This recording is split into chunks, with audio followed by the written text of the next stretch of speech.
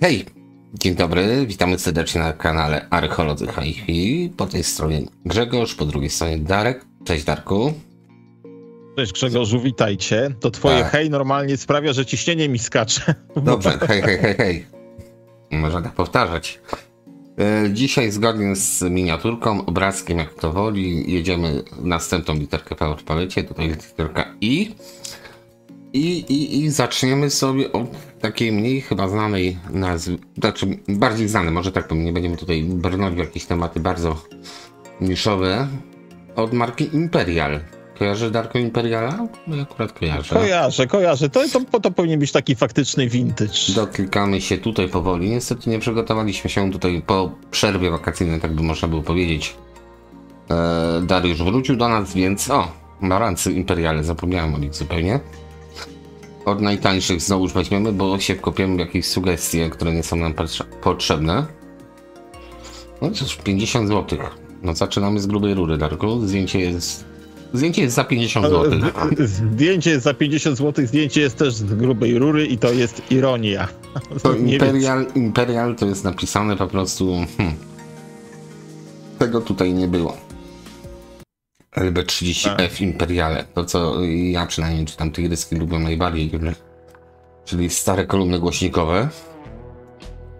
No ile to droższe? To są płaskie, widać. Są płaskie. Płaskie albo duże. One są duże, kolego.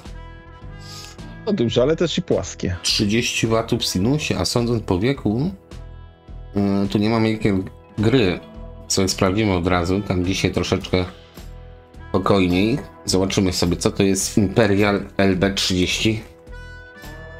Jakieś elaki czy coś innego? Wiesz co, to może być coś ciekawego. Tutaj jest na Radio Muzeum LB25K, to jest 30E, więc model wyższy.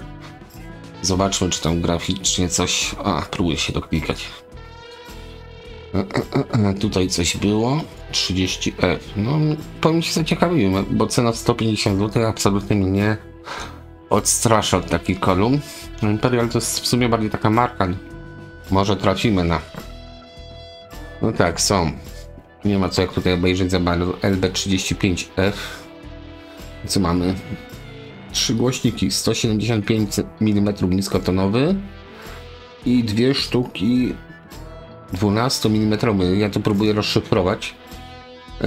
Średnio wysokotonowych 30, no tak, LB35F 30 do 22 tysięcy. To jest ze strony akurat nie te co z Radio Muzeum, tylko jest to strona Jarebrucha, prawda? Dobra, wrócimy do przeglądu. Powiem szczerze, na tą chwilę, no to ja bym się połasił na to, no. Z tyłu ładne, skóry ładne.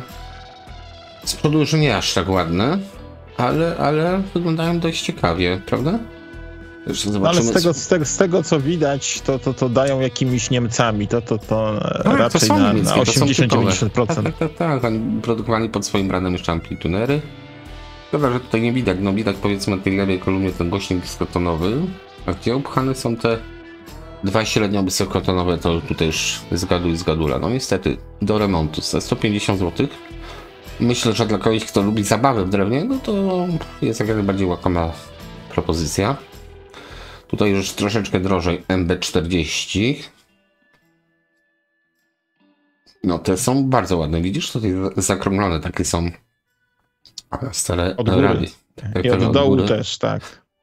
Zaprojektowane ze smakiem, bym powiedział. Trochę telefunkenem zajeżdżają, ale tutaj widać, że jest, mógłbym zaryzykować co najmniej 3 głośnikowe konstrukcje. 3, jak nie 4, chyba żeby to był ten malutki otwór Bassreflex, trudno powiedzieć. Tak, wtedy to chyba się nikt nie bawił, też 30 W do 50 W, tu jest, tamte były troszeczkę słabsze, 35 do 50, przepraszam. No okej, one mogą być fajne, no ten design tutaj wymagałby trochę pracy, ale na pewno no nie odstraszają wyglądem. 400. Pan coś napisał? No pan już MBHTL, proszę, taki głośnik wysokotonowy, sobie zobaczmy co tu jest tutaj. Michała nam brakuje, bo on jest miłośnikiem MB głośników, tak więc jest. proszę, już by było, o Boże, to ten głośnik. No cóż, no, jaki MB każdy widzi. Więc mamy jeden nisko, 3 droże, tak. Philips AD5060 to jest akurat takie coś, co przedstawiać nie trzeba za bardzo, bo to jest chyba jeden z najlepszych takich, nawet bym powiedział, zaryzykował stwierdzenie szerokopasmowych, ale ustalmy średniotonowych, jakie wyszły. To nie tylko jest moje zdanie. On występował w multum kolumnach, w dużej ilości multum kolumn. W dużej ilości kolumn, od Banco Lucena przez Philipsa oczywiście i całej reszcie po prostu. Mniej więcej fajny głośniczek. Tak, żeby szybciutko. P203S Isofona, czyli też całkiem fajny. No ogólnie fajna kolumna, tak? Po prostu fajna kolumna. Isofon, Philips i MB. Więc... Jednym słowem ładnie wygląda, jest dobrze wyposażona, powiedzmy, tak. i... To już tak bardziej chcących 150 zł jak 400, no to 400 to już się można zastanowić. Następne mamy radio. Czy to jest radio czy to jest amplitude? A wiesz co, to przyznam się szczerze, oglądałem jakiś czas temu. To jest ciekawe, bo to jest stereofoniczne oczywiście. Nie wiem, co robi ta deka. Zobacz, ona tutaj do góry jest szersza.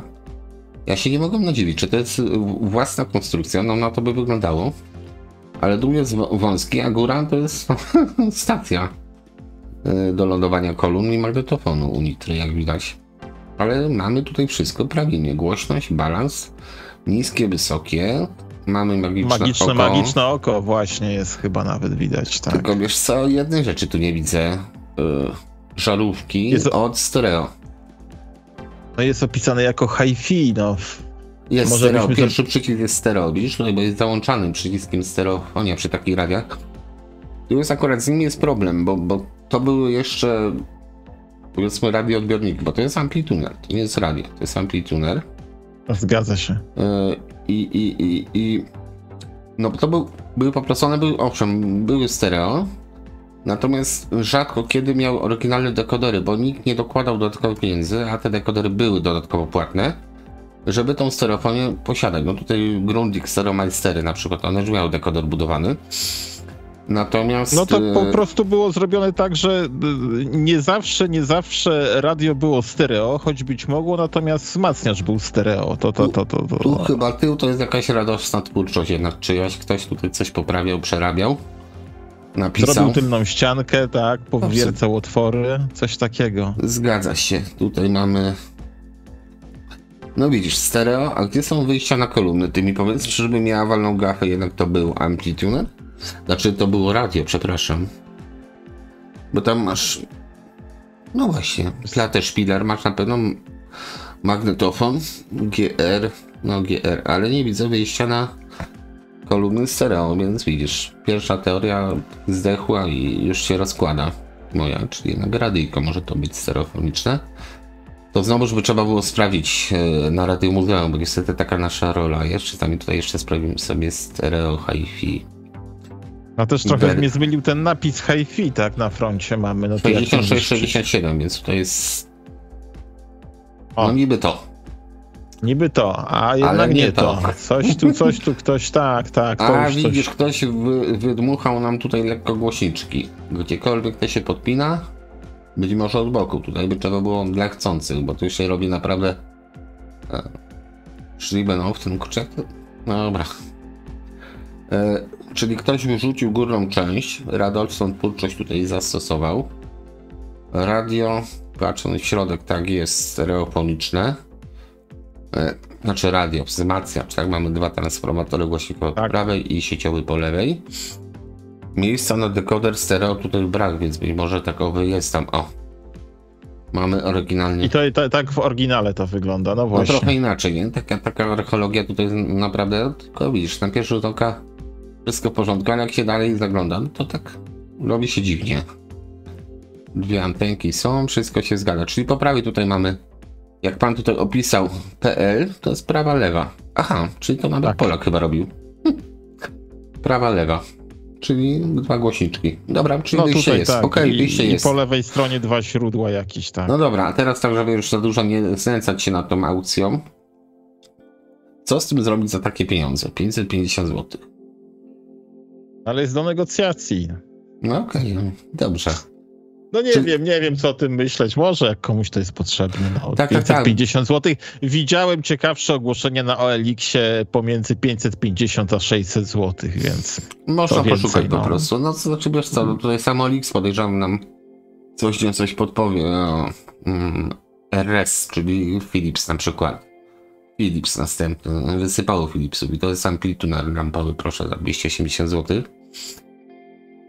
Rema, wiem, że Remy jeszcze nie... O, stara Rema, Rema to jest ciekawa marka ogólnie, bo tego jest dużo, a wszystko jest to samo, ale no tutaj ten Philips, jeszcze czegoś takiego w łapkach nie miałem. Głośniczki są i to chyba po 2 na każdą stronę, albo po jednym, no tak, szerokopasmowy i starczy. Znowu nie będziemy oglądać za dużo. Dobra, bo nam odcinka nie starczy, a ta Rema była tłuczona po prostu w różnych wersjach. Ta Rema była tłuczona naprawdę w kilku wersjach, no bo Rema robiła jeden amplituner, później zmieniała płytę czołową i jechała dalej z koksem. Tutaj mamy lewy, prawy. Czy pytanie, czy jest dekoder dodatkowo, bo no już się troszeczkę boję tego amplituneru, że dumny napis stereo nie zawsze oznacza to, że stereo będzie przynajmniej z fal, przepraszam, radiowych, bo tak germanowe. No patrz.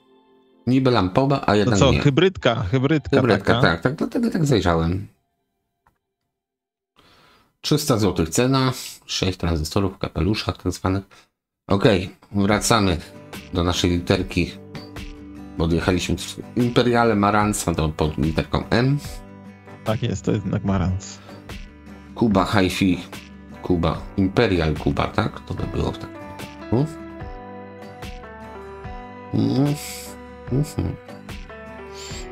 Imperial Kuba, tak sobie przyjrzymy troszeczkę bliżej. No bo Imperiala...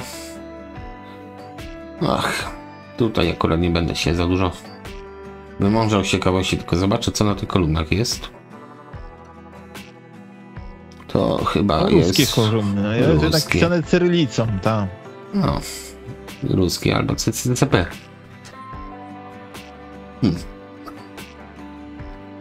Za co Imperial Kuba. Kolumny chyba Cyrus się nazywają, tak? Jeśli dobrze czytam, to są Cyrusy, kolumny, jakieś rosyjskie, czy tam radzieckie, no radzieckie raczej, tak? A amplituner Imperiala, więc to taki... Imperial Kuba, żeby nie było tutaj tak nazwy, dlatego tutaj wyskoczyło nam pod i literką Kuba, bo to jest Imperial Kuba. Zresztą dalej może trafimy na radyjka. Marantz Imperiale. No właśnie z tymi Marantzami. No i tyle jeśli chodzi o Imperiala. Za bogato tego nie było. O kurczę. Cofam co mówiłem. No właśnie nie zastanawiam się czemu to ominąłeś, ale no dobra, jesteśmy już. Jest przepiękne. No jak napisane w tytule designerskie. Zdecydowanie tak. Powiem ci takie do podusi. Głośność mamy zakres, tak, i mamy NW, KW i tak dalej, UKW, klang. Boże, ładne, naprawdę ładne radyjko, tu przyznam. 300 zł, myślę, że dużo tego nam nie zostało do naszych czasów, więc jak najbardziej, czyli z Imperiala tak trochę biedą, najlepiej wypadają te LB30F za 150 zł, no stosunek jakości do ceny jest naprawdę dobry. Tak, 30F, czyli topowy model, powiedzmy, oni za dużo tych modeli nie mieli.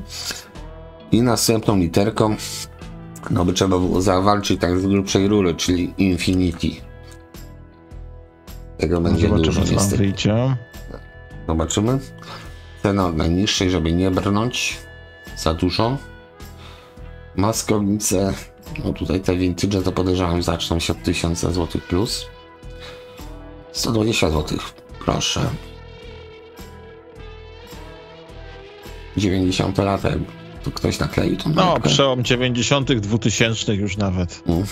Taki trochę technik bym powiedział. No nie, ale są Infinity, zdecydowanie, satelitki, bo satelitki, czyli do subwoofera. Natomiast, no jest Infinity, więc marka jako taka znana, przynajmniej audiofilom, Też nie cierpię tego określenia. Natomiast jeśli chodzi o zestawy 2.1, no to ani mnie to nie ziemi, ani nie parzy, aczkolwiek nawet ciekawi troszeczkę. Ale to oczywiście w zależności od konfiguracji, bo raczej pasywny subwoofer by wchodził, albo nawet 2 w rachubę. Do tego dowolne kombinacje kolumn i już można się bawić. To Infinity tak przewinę troszeczkę Darku, bo no, na razie to takie zestawy kina domowego, no tutaj jest. już mamy za sobą literkę, więc te emity można zobaczyć. Infinity. A nie, Infinity, proszę. To są 350 zł. Kolumna. Kolumna. Infinity QE. No jednak na starej wstędze. Tak więc... dobra. Jak ktoś potrzebuje taką wstęgę, to tutaj jest za 300. Jakieś ciekawsze rzeczy. Mów, kiedy maszyna losująca ma się zatrzymać. Na razie je nudą, to taka, wiesz, garażowa wyprzedaż. Za tanią. Kolumny Infinity. Okazja. 480 zł. Reference Infinity są zobaczymy, aczkolwiek to są już Jabu chyba po prostu. Te Infinity. Z Infinity została tylko nazwa, bo jest Made in Denmark. Te referencje. I to jest Harman International Company Made in Denmark. No to Jamo pełnym rykiem, więc to z Infinity za dużo wspólnego nic nie ma poza nazwą. To trzeba sprawdzać właśnie, gdzie to tłukli, bo niestety to sobie zobaczymy w pewnym oknie. 31 i 6-omowe. O, też również w Danii robione, widzisz. Tak, więc no niestety od tych przynajmniej ja osobiście raczej trzymam się z daleka, bo jakbym chciał Jamo, to chyba bym poszukał po prostu starego Jamo. Następne i tutaj tak jak widzicie, no w sumie do Darka będę mówił. Infinity nierówne. I tu mówimy o kolumnach nadal do 500 zł. No to co widzimy w tej chwili, to są cały czas takie marketówki. No, ja nie wiem jak jest teraz, bo teraz już w ogóle nie zaglądam na te stoiska. Nazwijmy je dumnie hi-fi w tych takich supermarketach elektronicznych. Natomiast kiedyś jeszcze zobacz, powiedzmy... Made in China, czyli to już nie wiem jednak, czy nie wolałbym tych duńskich.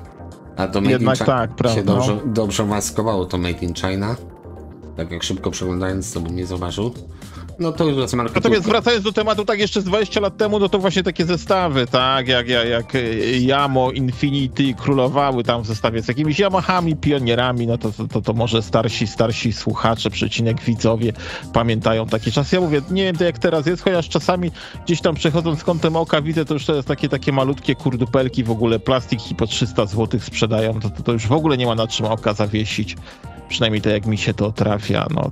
Tutaj I to na razie jest to samo tutaj, co było kiedyś, tak. No, dostępne w handlu. Dlaczego oni nie robią dobrych kolumn ciut droższych? Sam sobie odpowiadam na pytanie, ale po prostu w Europie czy w Stanach tylko wszystko muszą pchać tam. No, do kraju słusznie komunistycznego bym powiedział. Nie no to niestety ta cała globalizacja, tak. Nie będziemy polityka, globalizacja, ale to już spokojnie zaczyna się przeciwko nam obracać, jest dobrze, z ironii, a będzie jeszcze gorzej, tak. Ale dobra, lecimy dalej z Infinity. Te są Made in USA, więc tutaj bym tą stówkę dołożył, już jeśli to jest prawda, po sprawdzeniu oczywiście. Po prostu wziąłbym te dwudrożne, jednak amerykańskie Infinity, bo te przedstawionki jednak się różnią, oni mogli powiedzieć, czy tam nawet pewnie nie mówili, dajcie po prostu jakieś głośniki, zróbcie to, my dajemy nalepkę, my to sprzedajemy, zarabiamy, spijamy świetankę, a reszta idzie do was. No i tutaj 690 zł, to jest cena całkiem, powiem ci, przyzwoita, jak na małe bo małe, ale to już takie... Ale przynajmniej wyglądają jakoś, ja nie wiem, czy to jest oryginalna okleina, czy nie. To jest oryginalna, oczywiście. To są Infinity, już takie bardziej znane wszystkim. Zobacz, jakie małe są te porty, więc to jest prawdopodobnie 30 na basie. Teraz, żeby się ośmieszyć, sprawdzę, nie wiem, czy to będzie na Radiomuzeum. No okej, były różne, widzisz tutaj. Tak, faktycznie, tak, widzę różne.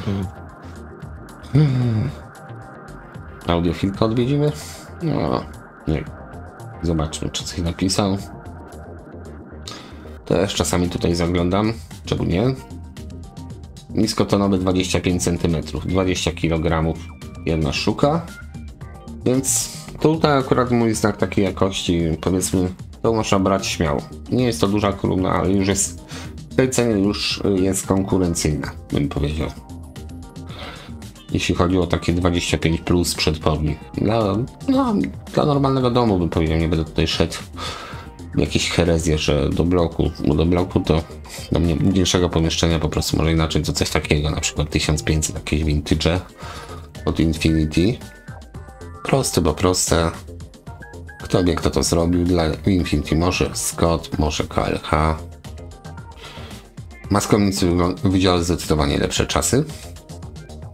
Ale co mamy? No i zobacz, vintage manufacture in West Germany. Czyli wschodnio-niemiecka kolumna. I zobacz, znowu za dużo gadam. Zachodnia, przepraszam. No i znowu drugi raz podczas jednego odcinka muszę odszczykiwać, czyli zgłupiałem w tym momencie, bo głośnik nie wygląda za bardzo na jakiś niemiecki przetwornik, szczerze mówiąc. Cholera wie, o co tu chodzi. Trzeba było posłuchać.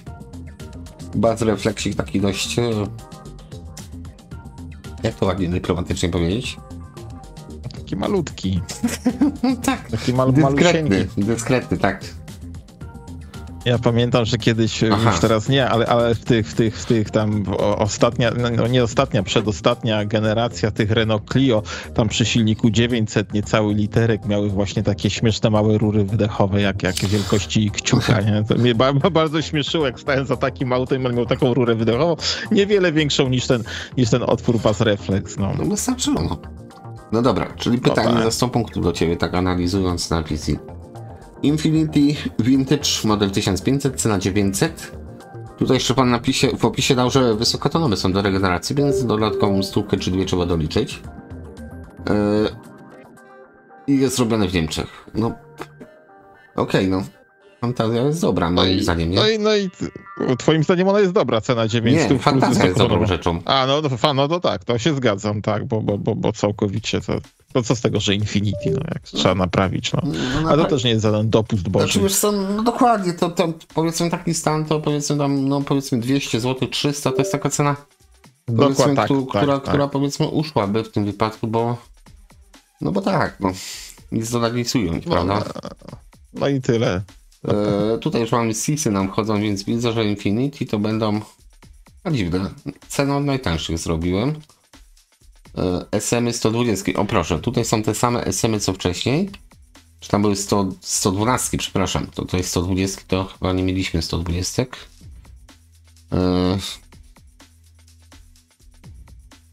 Okej, te już tak trochę bardziej dziko wyglądają. Trzeba znowu sprawdzić dla chętnych. Akurat do mnie nie przemawia, szczerze, bo to Infinity mnie na razie tak troszeczkę zawodzi, powiedzmy. Pewnie niepotrzebnie z tymi tanimi się bawimy. Ale tutaj 1200 zł, amerykańskie, bardzo ładne, cena ładna, imię sprzedającego też bardzo ładne, bo Grzegorz. To nie ja, żeby nie było. Grzegorz z Leszna. No i tu już można się pobawić troszeczkę. Bardzo ładne. No chcesz coś ładnego, to musisz położyć, no chyba, że masz, no prawie ładnego. No ale wiesz, o co mi chodzi, no.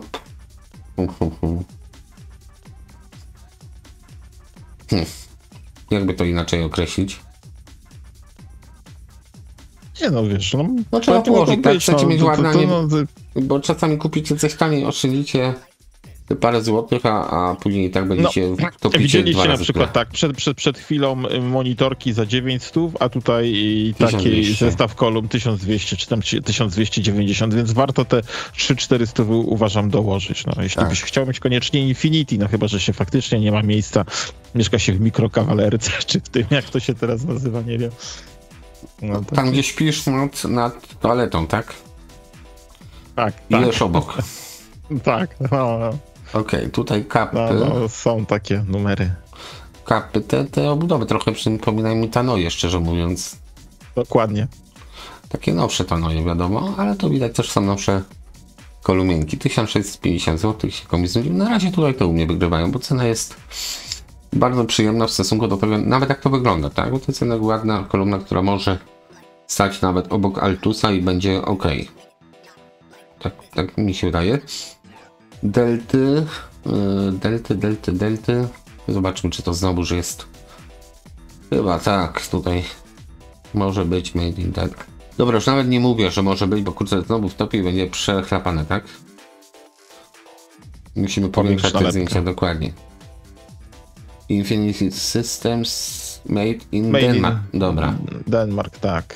No i zobacz, niby Infinity, niby amerykańskie, tutaj nawet sensuje się wypchnęło, nie wiem dlaczego. Kapy mogą być. Kapy są ciekawe, bo mają relatywnie duży głośnik średniotonowy, to jest ten Polydum. To się nazywa.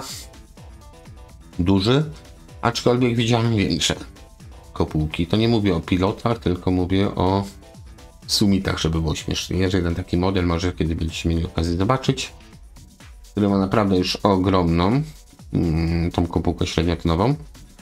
Kappa 7.2. No to są troszeczkę do łupania kolumny, prawda? Też takie bardziej to już widać, że mają swoją wielkość, tak. No jakieś membrany, koszty wymienione. No pękały kopulki, no tutaj jest opis, powiedzmy 1850 zł. Zobaczmy, co jest na szczycie łańcucha pokarmowego, chciałem powiedzieć kompaktowego języka, ale to się nie da. Studio monitory 215, wszędzie top. A gdzie ten dół, ja się pytam, kto te doły kopie, żeby ten top był? No cholera ładne, powiem ci. No doły już żeśmy chyba widzieli. Ten dół to tak Sony bym powiedział. Mam nadzieję. Ten tutaj to niskotonowy w tym koszu, taki a la tonsil de facto. Wiesz co, mnie to korci, żeby sobie sprawdzić, czy to przypadkiem nie wygląda inaczej w rzeczywistości. Bo coś mi tu nie gra. No i które to oryginalne, proszę pana? No na pewno nie te topy. Jednak w większości są te kolumny. Czyli już jest chyba... że ktoś podmienił, czy maskownicę założył tylko taką. Podmienił głośnik i maskownicę. Jest inny głośnik moim zdaniem i maskownica. Tak przynajmniej to wygląda, bo jednak tych zdjęć tutaj jest więcej. A tutaj nie wiem, czy widzowie widzą. Muszę to sprawdzić, czy widzowie widzą. Po prawej stronie bardzo dobrze widzą. Jednak pierścionki były aluminiowe, aczkolwiek to Infinity to nawet AR-y przypominają te duże na tym zdjęciu po prawej. Nieważne, Acoustic Research, ale też takie późniejsze. No ale jak widać, żadne z tych kolumn, które były sprzedawane, nie mają takiego głośnika niskotonowego. Ba, średniotonowy też jest inny, wydaje mi się. Bez pierścienia i wysokotonowy. No oczywiście, wszystkie głośniki są inne. Darek. I to mnie zastanawia, czy ktoś idzie tak powiedzmy na bezczela, czy może było jeszcze coś takiego, Grześku, jak ja kiedyś się... Myślę, że nie. Tutaj akurat ryzyko mam stwierdzenie, że nie. Czy po prostu wkładali w danym czasie to, co mieli, nie? Tutaj to jest Infinity, tutaj raczej to nie robili, to nie jest RFT, żeby tutaj to mieli, to wkładali. No wiesz, aż się kiedyś przy Tandbergu spotkałem, że mieli co wkładali, nie? No tak, dlatego je tanio kupiłem. Słuchaj, ale... No tak, bo tak, ktoś ale nie wiedział, myślał, że to jest nieoryginalne, a po zrobieniu researchu wyszło, że również i takie były. No tak, ale tutaj widzisz, tutaj jest jednak kolorystyka. Ten przycisk, jakby wszystko było czarne, raczej by nie wykichali czegoś takiego, ten pierścień też. No moim zdaniem, no amerykańskie kolumny jednak troszeczkę bardziej w cudzysłowie się szanują, a te tutaj Tandbergi to jednak głośnik był ukryty za maskownicą. I tam w zasadzie czy był taki, czy inny, to i tak nie miałeś tego oglądać za bardzo. No, tutaj następne 200 RS 4000 model Infinity. Tutaj będzie odcinek taki to też trzeba powiedzieć, że to było całkiem inne czasy, bo to moje Tandbergi to powiedzmy były lata 60., 70., nie? Kiedy tak jak mówisz, wszystko chowali i tam nic ich nie interesowało. Nikogo nie interesowało, co było pod maskownicą. Natomiast tutaj w tej chwili, no to już cały sens tego wizualnego jest właśnie po ściągnięciu maskownicy. I zobacz, tam był SM z Leszna, tak? 120 pan sprzedawał za 1600 i 100 km do wozu. Tutaj pan sprzedaje już za 2300. Tylko z maskownicami. No i ja bym chyba zaryzykował to tańsze. Okej. Tutaj no na wstępce to już jest też EMT. Piszę na No to te wstępce. 1500, jedną żeśmy oglądali, a jakoś tak biednie wyglądała. Te są wiele ładniejsze. Też 1500 chyba było, prawda? Tamten, Na początku. No. była inna wstęga zupełnie. Nie wiem, czy to był model Ale to- 1500. Się dało, że 1500, no ale to przegłowy nie dam. Okej, 72 Hz do 22 000, no to i zakładam, że raczej amerykańskie. Ale limit na gadanie głupot już wykorzystałem. Te końcówki mocy, Infinity. No w zasadzie te SM 120 na razie wygrywają. Stosunek jakości do mocy, no SM 155, no to też jest już... Ktoś, kto ma dużo kolu i zdecydowanie lubi Infinity i Maranca. I zobacz, można jednak z 6 kolumnami, 3 zestawami sobie zawalić ścianę. No nie wiem, czy to nie ten pan Grzegorz z Leszna, w każdym bądź razie... Aha, rzeczywiście. Nie, to jest pomorskie. Nie, inny pan Grzegorz, ale również Grzegorz. Grzesie, fajne Więc kolejki, pamiętaj.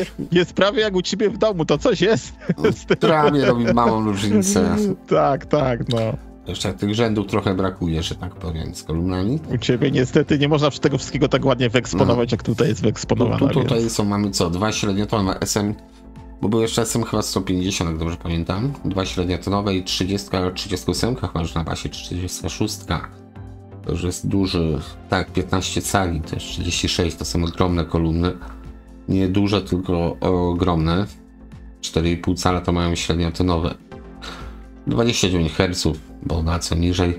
Już mnie korci, żeby zobaczyć, co pan jeszcze sprzedaje. Kenwooda KR4200, 76 rok, 75 te kary były.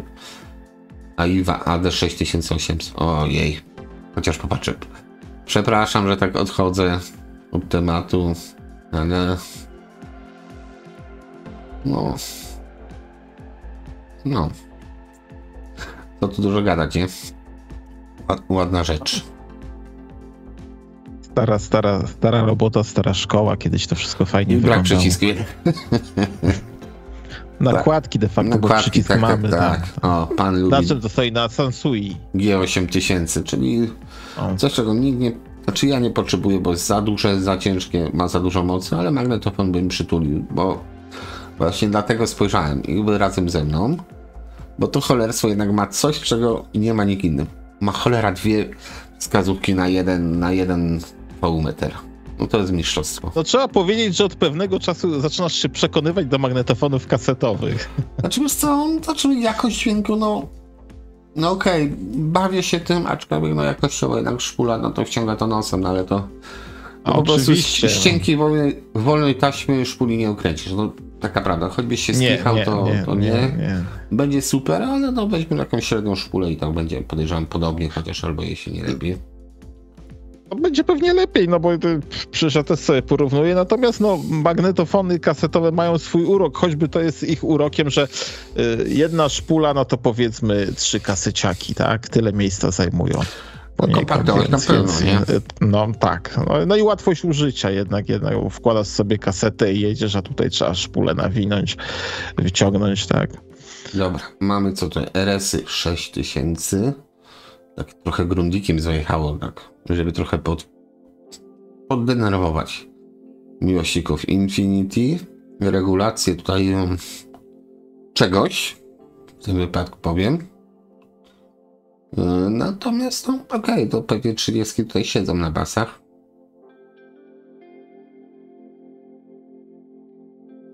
O nie, 25 2. Duża kolumna. Tutaj już przekraczając pewną kwotę, to już będzie drogo. Niestety kapy następne 8.2, czegoś takiego unikatowego szukam. O! Die. Kapy 80, kapy 90.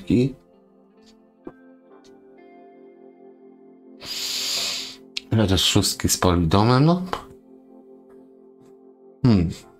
Czego się spodziewałeś po Infinity? Widzisz? Tak trochę tak jak Altusy. Coś tam mieli, jak Tonsil. Szału dużo nie robili. Wiesz co, no ale tak, w przypadku te kapy ceny trzymają, tak? No, są takie widowiskowe kolumny.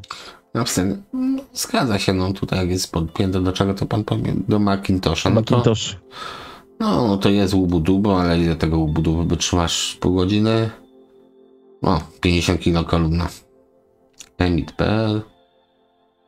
Średniotonowy ma 12 cm prawie. I 2,25, no to i 89 dB, więc de facto kolumna, tutaj tak podkreślę, że kolumna wymaga tego Macintosha, bo żeby to zagrało głośno, to jednak trzeba troszeczkę mocno w to wrąbać i to wytrzyma do 300 W, czyli całe 3 dB więcej niż 150 W kolumna. Może wytworzyć, może się spalić, może nie. Sansui tutaj już wiadomo, robi bałagan kapy 90, to przed chwilą oglądaliśmy. Tak trochę powiem ci, wynudziłem się przy tym Infinity. Wiesz to, no firma pożądana, natomiast Podobne wszystko. Tutaj mam może nie są wstęgę. tak oczojebne i ciekawe jak niektóre japońskie kolumny, aczkolwiek to na pewno są dobrymi zestawami głośników. Nie, no tak, tak, ale nie mówię mogę im ująć tego. Ja pamiętam, mój kolega jeszcze tam w połowie lat 90. sobie na zamówienie, tam jakiś sklep już u mnie w mieście, miasto małe, niewielkie, ale był w tamtym czasie fajnie zaopatrzony sklep ze sprzętami hi-fi. To była końcówka tych dobrych czasów, porządnych sprzętów, to właśnie zamówił sobie Infinity, pamiętam. To było moje pierwsze zetknięcie się z kolumnami Infinity, to były takie monitorki dość wysokie, chude, a wysokie. No to tak jak mówię, może 94, może 95 rok, to jest moje pierwsze zetknięcie z firmą Infinity. Okej, ja tu jeszcze trochę. Jednak są te droższe rzeczy. Już je otwieram po kolei, pojedziemy, Darku. Dużo tego sprzedają. Dużo i drogo. Iris Gamma. O, i szczapeczki się zaczęły, dobra. Tu już jest dla mnie odrobinę ciekawiej. Czyli zobacz, ta malutka wstęga robi tyle hałasu, że potrzebuje 3 średniotonowej basy do tego, żeby to, powiedzmy, wyrównać. No chyba żeby ją zagłuszyć, może, wiesz, tak, może żeby ją zagłuszyć. Wiesz co, ja miałem taką przyjemność Motorola, właśnie głośnik, tutaj właściciel poprzez dyskiem spalił oryginalny głośnik wysokotonowy i w jego miejsce, no bez żadnego opierdalania się, wrąbał po prostu Motorola piezoelektryczną.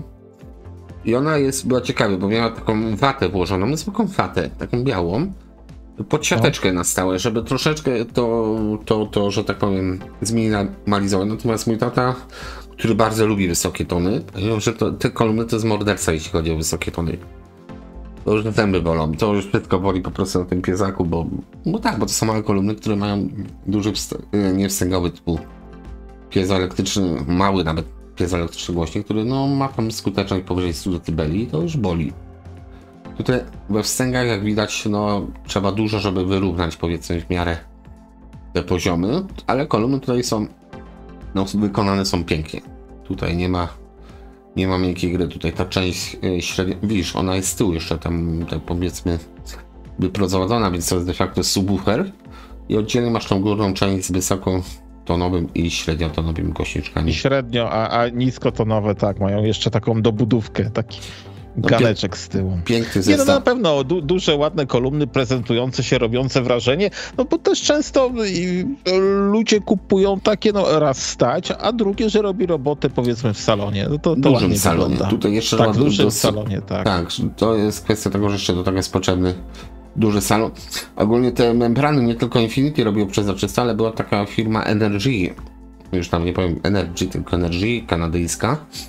Ona też właśnie tego typu przezroczyste membrany plastikowe stosowała. One są dostępne czasami. Energy to była taka firma, która też zaprojektowała swoje głośniki de facto, więc jest ciekawą firmą. Bo chyba korzystała z grantu rządu kanadyjskiego na wykonanie własnych głośników. Tutaj w podobnej cenie RS-y 2,5, no te są jeszcze bardziej okazałe. No tutaj też mamy wstęgi na górze. No tutaj mamy wstęgi same, tak. Tak. No to już są piękne kabinety. Powiedz mi, na czym polega fenomen filmu Joker? No okej, a wiesz co, a teraz ci powiem, nie oglądałem wszyscy filmu. bardzo chętnie sobie tego Jokera, gdzieś tam plakaty, coś tam... Nie oglądałem filmu, ponieważ w ogóle takie postacie jakieś takich umalowanych ludzi nie kojarzą mi się z cyrkiem, ja nie lubię cyrku. I tyle. Więc nie oglądałem Jokera, tak? No. Okej. Jokery, Arlekiny, nie lubię czegoś takiego. Być może błąd, tak? Być może film fajny. Ja nie mówię, że nie jest fajny, ale dlaczego go nie oglądałem? Właśnie dlatego nie oglądałem. No, tutaj jakieś szklanki mamy, te kondensatory. No na bogaty jest, to by tutaj nie patrz. Szklanki, No tak, ale ceweczki, masz wstęgi, pamiętaj no, o tym, masz wstęgi, więc to musi być napędzone jednak prądem troszeczkę powyższym na napięciu, tak? Tu nie ma miękkiej gry i tutaj nie wiem, to powinno być chyba zamknięte albo maskownica tutaj powinna być włożona z tyłu. No nie wiem, czy te kondensatory akurat w tym momencie pozwoliły zamknąć tą budowę, więc coś tutaj jest... Okej. Może jest maskownica do tego, no, nie wiem, może na jakimś zdjęciu wyjdzie. Nie, to już jest koniec zdjęć, już nic nie wiesz. To już wyjdzie. Koniec, nic tak, nie ma. To jest tył kolumny. Tutaj mamy 10 000 K8 EMIT. Tutaj mamy 2 polidumy. No ten dolny polidum, nie wiem, czy on jest większy, czy mniejszy? Czy to jest w ogóle polidum? Chyba nie. Na takim rusztowaniu to jest. I wstęga z tyłu jeszcze do odbijania od ściany. Wysokotonowa. Komuś było za mało, tak. Nie, no akurat tutaj masz duży zestaw, zresztą tutaj podejrzewam na samej tej części jest Twitter, mid-bass, mid-range, no dobra, czyli masz regulację 3 tonów. Czyli ten tutaj za siateczką, to chyba wiem, od kogo wy jesteście. Ten za siateczką to jest powiedzmy średnio niskotonowy, tak? Mid-bass tak zwany. Okej, nie patrzymy dalej. Tutaj są następne, chyba to jest braciszek tych za 7000, tylko jest jeszcze większy, czyli... Tutaj mamy jeszcze jeden wysokotonowy więcej, tak? Takie zdjęcie dziwne, bo jak ktoś sprzedaje coś za 16 000 złotych, fajnie by było, jakby zdjęcie nie pochodziło... To zdjęcie jest jak reprodukcja, tak? Jak zdjęcie ze starej Nokii, nie jest tak, z 2004 roku. No. Więc tutaj coś jest nie tak. Ale można się przejechać. Na pewno jest wielkie. Ja na przykład mieszkam jak mieszkam, ale na takiej kolumnie nie mam miejsca. Nie pogrzało mnie. Albo jeszcze lepiej któryś z tych. Ja też już nie mam miejsca. Gdybym nie miał nic, to oczywiście by sobie pewnie takie, być może bardzo prawdopodobne, zamiast na przykład HPMX-etek bym sobie wstawił takie Infinity, no ale to już nie ma szans na coś takiego. Także ja zazdroszczę ludziom, którzy mają jeszcze tyle miejsca, co mają, jak tutaj czasami widzę, nie? Czy Michał mi podsyła zdjęcia, co kupił, ustawi, to ja myślę, chłopie, ile ty masz miejsca. Ty powinien być szczęśliwy, tak? No okej, 19 000 już jest tutaj drogo, więc tu mamy cały zestaw kolumnowy RS1B. Ale proszę, jaka ściana, jak to Grzechu można byłoby zostawić po sam sufit, ty byś to szybko już zrobił. Tak. Natomiast widzisz, masz de facto subwoofę czy tam basową i średnią wysokotonową i to już jest fajnie, tak? Bo sobie rozstawiasz 4 kolumny w zestawie i już z koksem. Kosztowało tyle, co 3 nowe Polonezy lub 1 samochód luksusowy. Czyli Polonez nie był luksusowy. W Słowicach, proszę. Wstęgi na magnesach matowych. Wstęga? Magnes? Matowych? Matowych. No dobra. To znaczy wstęgi. Z metalu. Tak, wstęgi. Matowe.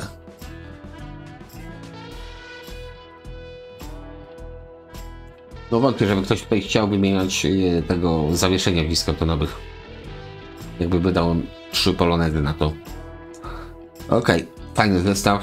24 000. W tej chwili można wymienić pewne zawieszenie, tak? No można, tak, ale chodzi o to, że Polonez, zauważ, że Polonez już jest dawno nieprodukowany, więc... I nie wiem, czy 3 Polonezy teraz nie byłyby droższe. Jak a propos, byłyby droższe. A wiesz co, to już nie mówmy, bo to dla mnie też jest fenomen polskiej motoryzacji i cen polskich samochodów typu Polonez, tam Fiat 125, Maluch. Ostatnio widziałem tam parę tygodni temu Malucha chyba za 89 000, nawet to na jakimś filmie na YouTubie, takim filmie motoryzacyjny vintage, tak, ktoś to komentował, to dla mnie to jest chore, nie? To jest... Maluch za 89 000, no to co z tego, że miał tam, nie wiem, 500-600 km przejechane, ale dla mnie to nadal jest Maluch. No. Dokładnie, no. Tak, ale to nadal Maluch. Jest kwestia sentymentu. Dla kogoś Ja to nie wiem już, 89 tysięcy. czy 9 dych za malucha to już jest kwestia sentymentu. No dobrze, ale jak jakbyś ktoś- zarabiał 100 na miesiąc przykładowo, no to już 49 dych to by cię tak ruszało. że- Nie, Grzesiek, jakbym zarabiał 100 tysięcy miesięcznie, też bym nie kupił malucha za 90 Ale jeśli tysięcy. to No by nie, był no. twój maluch taki jak miałeś kiedyś i bardzo chciałbyś mieć takiego dla świętego spokoju z małym przebiegiem. Ja nigdy nie miałem To jest malucha, właśnie to raz. kwestia. Dla niektórych tutaj te kolumny, które są pewnie drogie, bo no jest jak jest.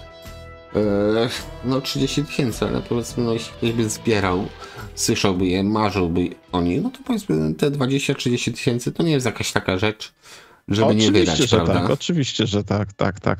Aczkolwiek ja mówię z własnego doświadczenia, ja nie mam miejsca na takie Warfendale, jakie ładne po prawej. To jasne, ale do W jeszcze kawałeczek.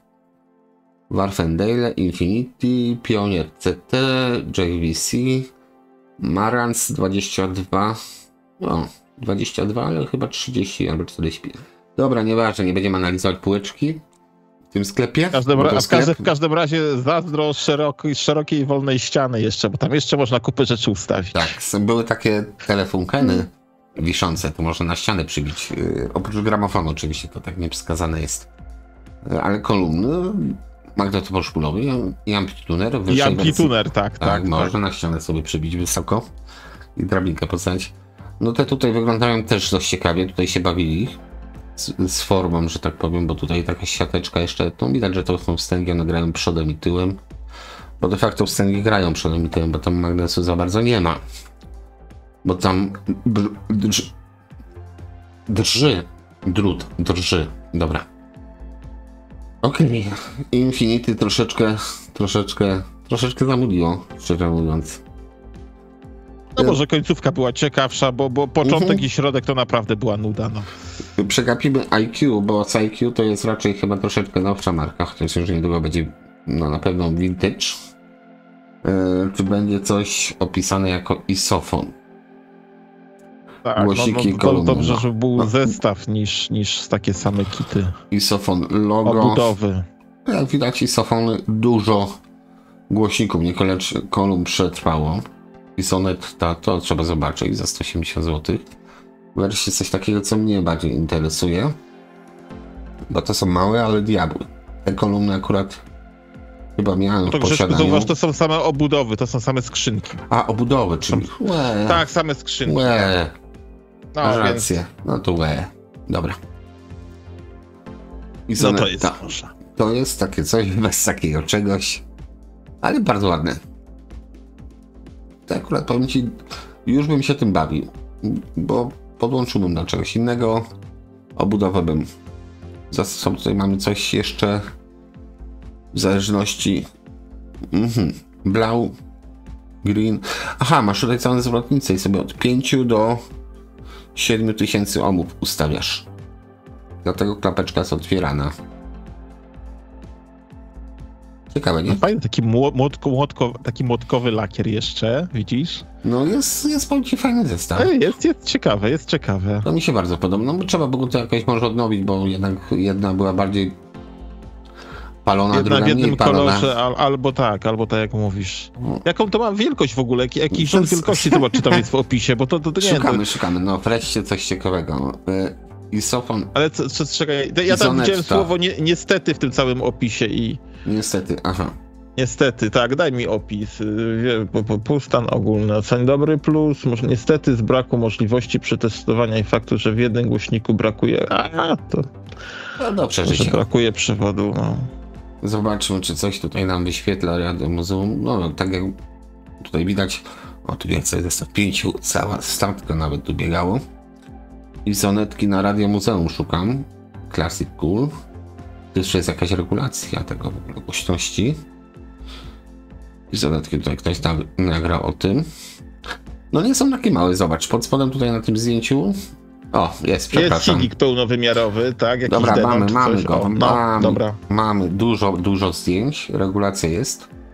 No, powiedzmy szerokopasmowe, to tak. I widzisz, tutaj w zależności od tego, co chciałeś, tak sobie kable w zwrotnicy podpinałeś. W zwrotnicy. W transformatorze de facto. Niebieskie. No powiem ci, była jest to ciekawe, to jest ciekawe. I rarytasie. Wiem, że to nie gra, za bardzo, ale jest rarytasik taki bardziej dla... A widzisz, tutaj było fur, czyli na 4,6 obu były takie podstawowe, tam to były już na 5. I to tutaj miały 4,6 czy tam 4,8, to już miały powiedzmy wyprowadzenie zwykłe tutaj kabli z osłony magnesu. Mały, szerokopasmowy głosiczek. I jakie mamy wymiary? 25 na 170 na 120. Tak. No to taki faktycznie maluszek. Maluszek, nie? 4 ohmy, 30 marek, to kosztowało niewiele. Więc powiedzmy teraz i wtedy to było tanio, chociaż marek już nie ma. Natomiast to jest taka ciekawostka bardziej designerska. 56, zobacz. Rodzaju ozdoba, 50 lata. Pierwsza, no tak, więc tutaj jest 180 zł za takie retro coś. Inaczej bym tego nie określił, do zabawy, do dziergania powiedzmy przy tym. No 90, bo cena za przedmiot to 180 zł, więc... No 90 za sztukę. Za parę, tak. Okej, ale tu już jest ciekawie, jest fajnie.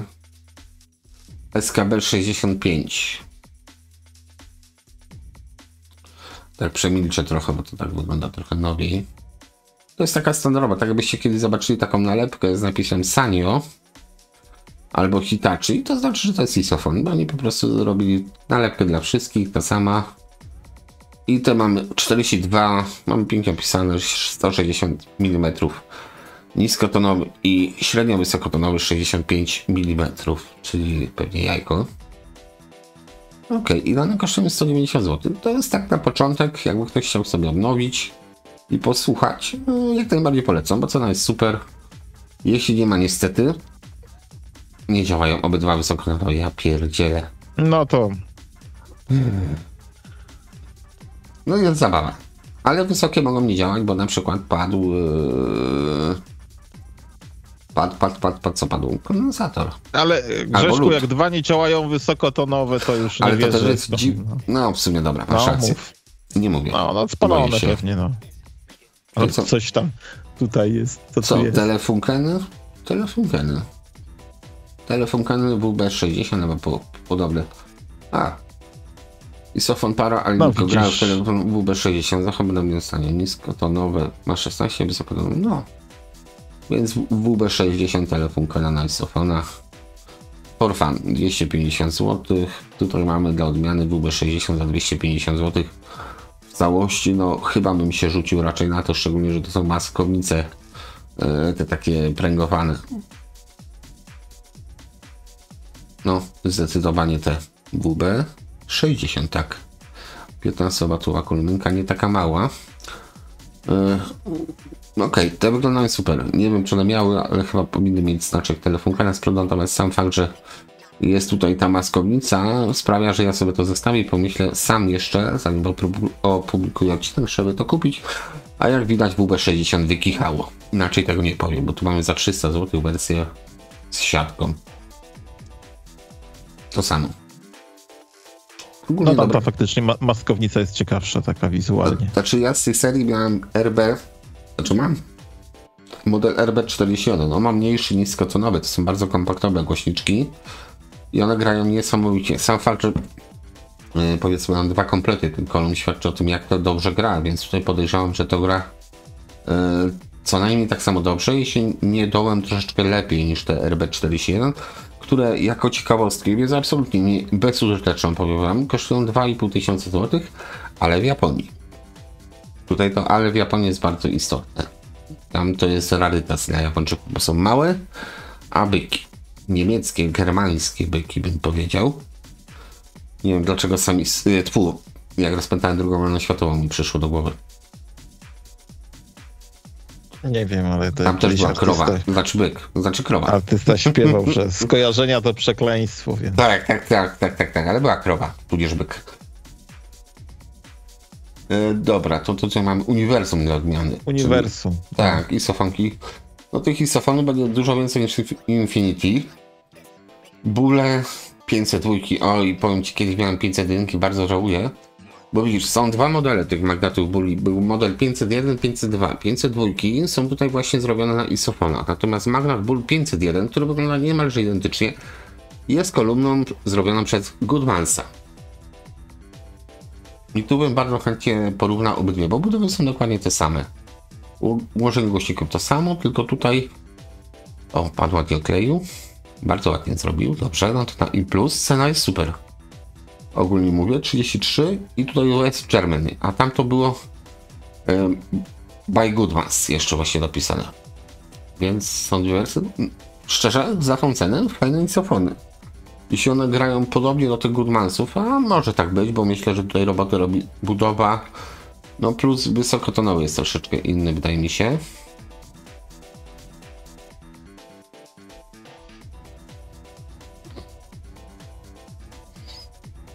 Nowe membrany. Szczerze? Super. Za 4,5 stówy to wątpię, żeby ktoś by się tak babrał z tym, żeby to zrobić. Żeby się chciało, zgadza się. Więc tutaj można. Magnaty, następne bóle 203. Te są ciekawe kolorystycznie już, tak? Głośniczki podobne. No i sofonik. Te są ładne. Po prostu są ładne. Głośnika i sofona. Międzie, porty, przyłączenie. Obuzdowie, tak? Aha, przeniesione. I porty przełączeniowe w tym obuzdowie. Dobra. No, omsknął się palec słownik na klawiaturze. Nie wyrobił słownik na zaklęcie. L771, który potrzebny na same kolumny. Nadal fajne ceny tutaj są, bo powiedzmy 500 zł za te telefunkeny. O, widzisz, są napisy telefunken. To jeszcze droższa kolumna, ale ładna siateczka tutaj. Może się podobać. 30 W, więc chyba mocniejsze. Tamte były WB60, miały 15, to mają 30 W mocy. Ładne, klasyczne. Szkoda, że te stędy nie są w zestawie. Kable oryginalne. No i proszę, wszystko w środku prawidłnie. No okej, będzie 500 zł. Też bym nie narzekał na tą cenę, jeśli ktoś szuka klasyków, które fajnie zagrają. Bo one naprawdę fajnie zagrają tutaj za te stare telefunkeny, nie licząc 90, to są RL90, to ręczę, bo RL9RB czy RL, ten topowy model, prawda, na 30 basie, on mnie wykończył, bo no to gra kiepska, szczerze mówiąc. To nie jest tylko moje zdanie, którzy to słuchali, mówili, że właśnie gra zadziwiająco źle, jak na 30 cm głośnik, być może budowa za mała była. A tutaj co mamy? Więcej isofonów w isofonie.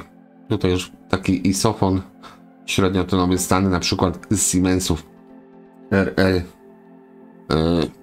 406 albo 706 modelu, więc tutaj wysokotonowy prawie bym powiedział, że Philips. Ale chyba jest isofonem ten wysokotonowy. W ogóle ta przednia ścianka, ten przód tej kolumny mi stare duale przypomina. Okej, jest ładnie. Ale widzisz, Tifton pokazane, niskotonowy. PSL 245x60 czy 245 mm, 60 W piku, przeznaczony do budowy 30-35 litrów. Tak, a propos, więc wszystko podane. Średniotonowy też jest pokazany. AM11x150. To 150 chyba jest do 150. Nie, przesadziłem, dobra. Nieważne, a wysokotonowy nie jest fotografowany, co mnie troszeczkę zaskakuje. Zwrotnica ładna. Wysoki wygląda na Philipsa troszeczkę, ale to może być, powiem ci, samoklep. Na zasadzie, że to obudowa jest zrobiona tak, a nie inaczej, ale front jest, powiedzmy, być może oryginalny, chociaż dobra. Takie detale, na które ja na przykład zwróciłem uwagę. Zorek to jest trochę wyciasane tutaj, nie? No. Ten od roku średniotonowego. Maskownica no, ale ani jest przybita, to właśnie jeszcze, nie ma śladu. Grześku, to są te czasy, kiedy no, nie przykładali się do tego, więc to mogło tak wyglądać. No okej, ale średnio, nie ma ani maskownicy na gwoździ, ani nic, tylko na wciś, tak? A to już powinien zrobić. A ten się wysokotonowy to jest chyba Philips, cholerka. Philips, czy tak jak żeśmy na początku oglądali jakiś MB?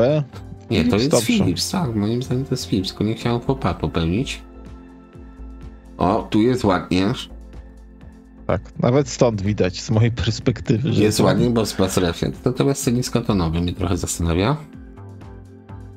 Bass Reflex jest. Była taka firma, która kuczkę robił na isofonach z Bass Reflexiem. Tak. Było coś takiego. 230 isofon niskotonowy. Co tu mamy na... Przepraszam, głowę, może mnie trochę...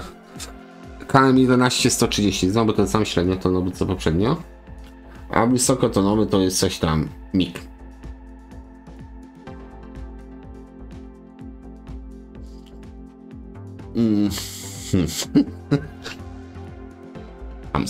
No by trzeba było zobaczyć, co to jest za wysokotonowy po prostu, ale niemiecki wysokotonowy. Może tutaj pan napisał.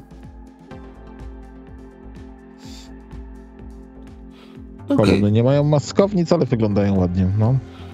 Okej, ładnie.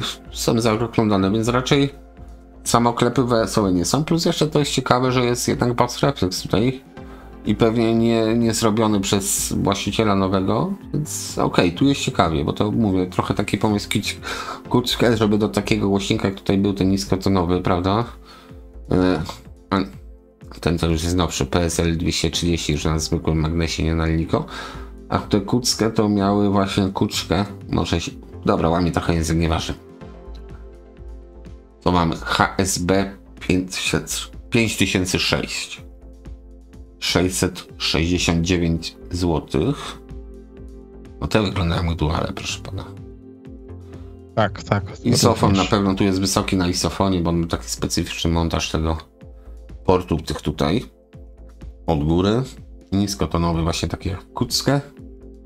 Średniaka nie widać, bo to zwykłe jaja są.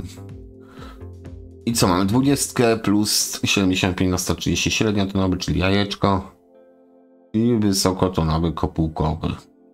Pasmo przenoszenia podano 40 do 20 tysięcy. Ładne. Takie w sam raz do pokoju normalnego bym powiedział. Jasne brzmienie. No dobrze.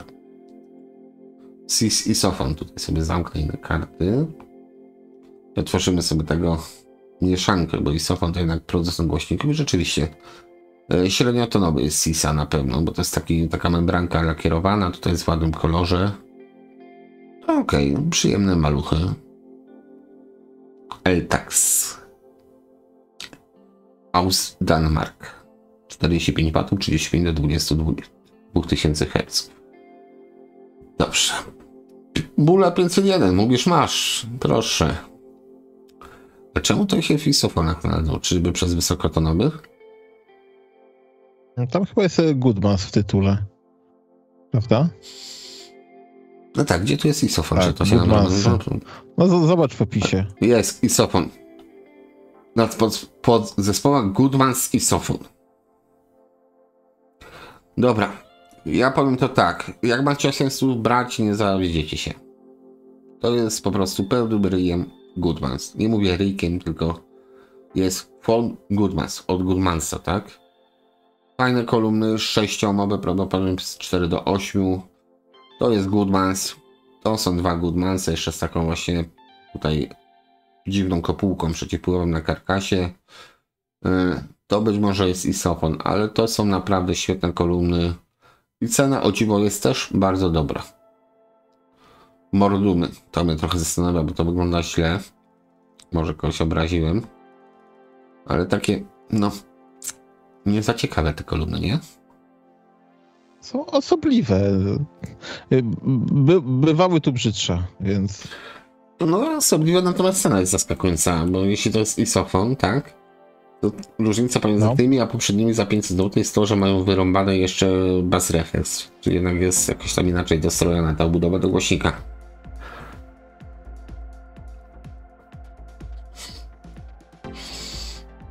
I tak by wychodziło, ale niskotonowo raczej jest chyba już i tu robi robotę.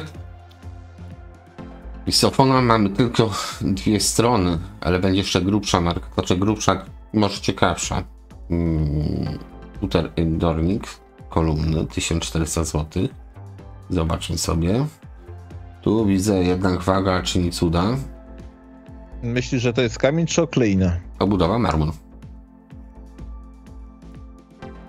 Głośniki, isofon i Visaton. No na pewno sztywna jest. Tak, widzę w opisie, że z marmuru jest obudowa, zgadza się. Dobra, pali oglądamy sobie marmurowe kolumny. Nie tak, ale to pana zawiodły. Wysokotonowy też jest taki trochę specyficzny. Dużo tych głośników. O, tutaj jest. No, powiem ci, posłuchałbym tego. No i w zasadzie koń został wysprzęglony, więc lecimy dalej. Tutaj jest, nie wiadomo, czy to są kolumny Isofon, Heko czy ATL. TL70, no, czyli TL90, akurat tu mogę powiedzieć, że to gra dość kiepsko. 70 są z tej samej parafii, one mają takie wykończenie tej maskownicy z podwójnym takim załamaniem, lewa i prawa strona. 35 W.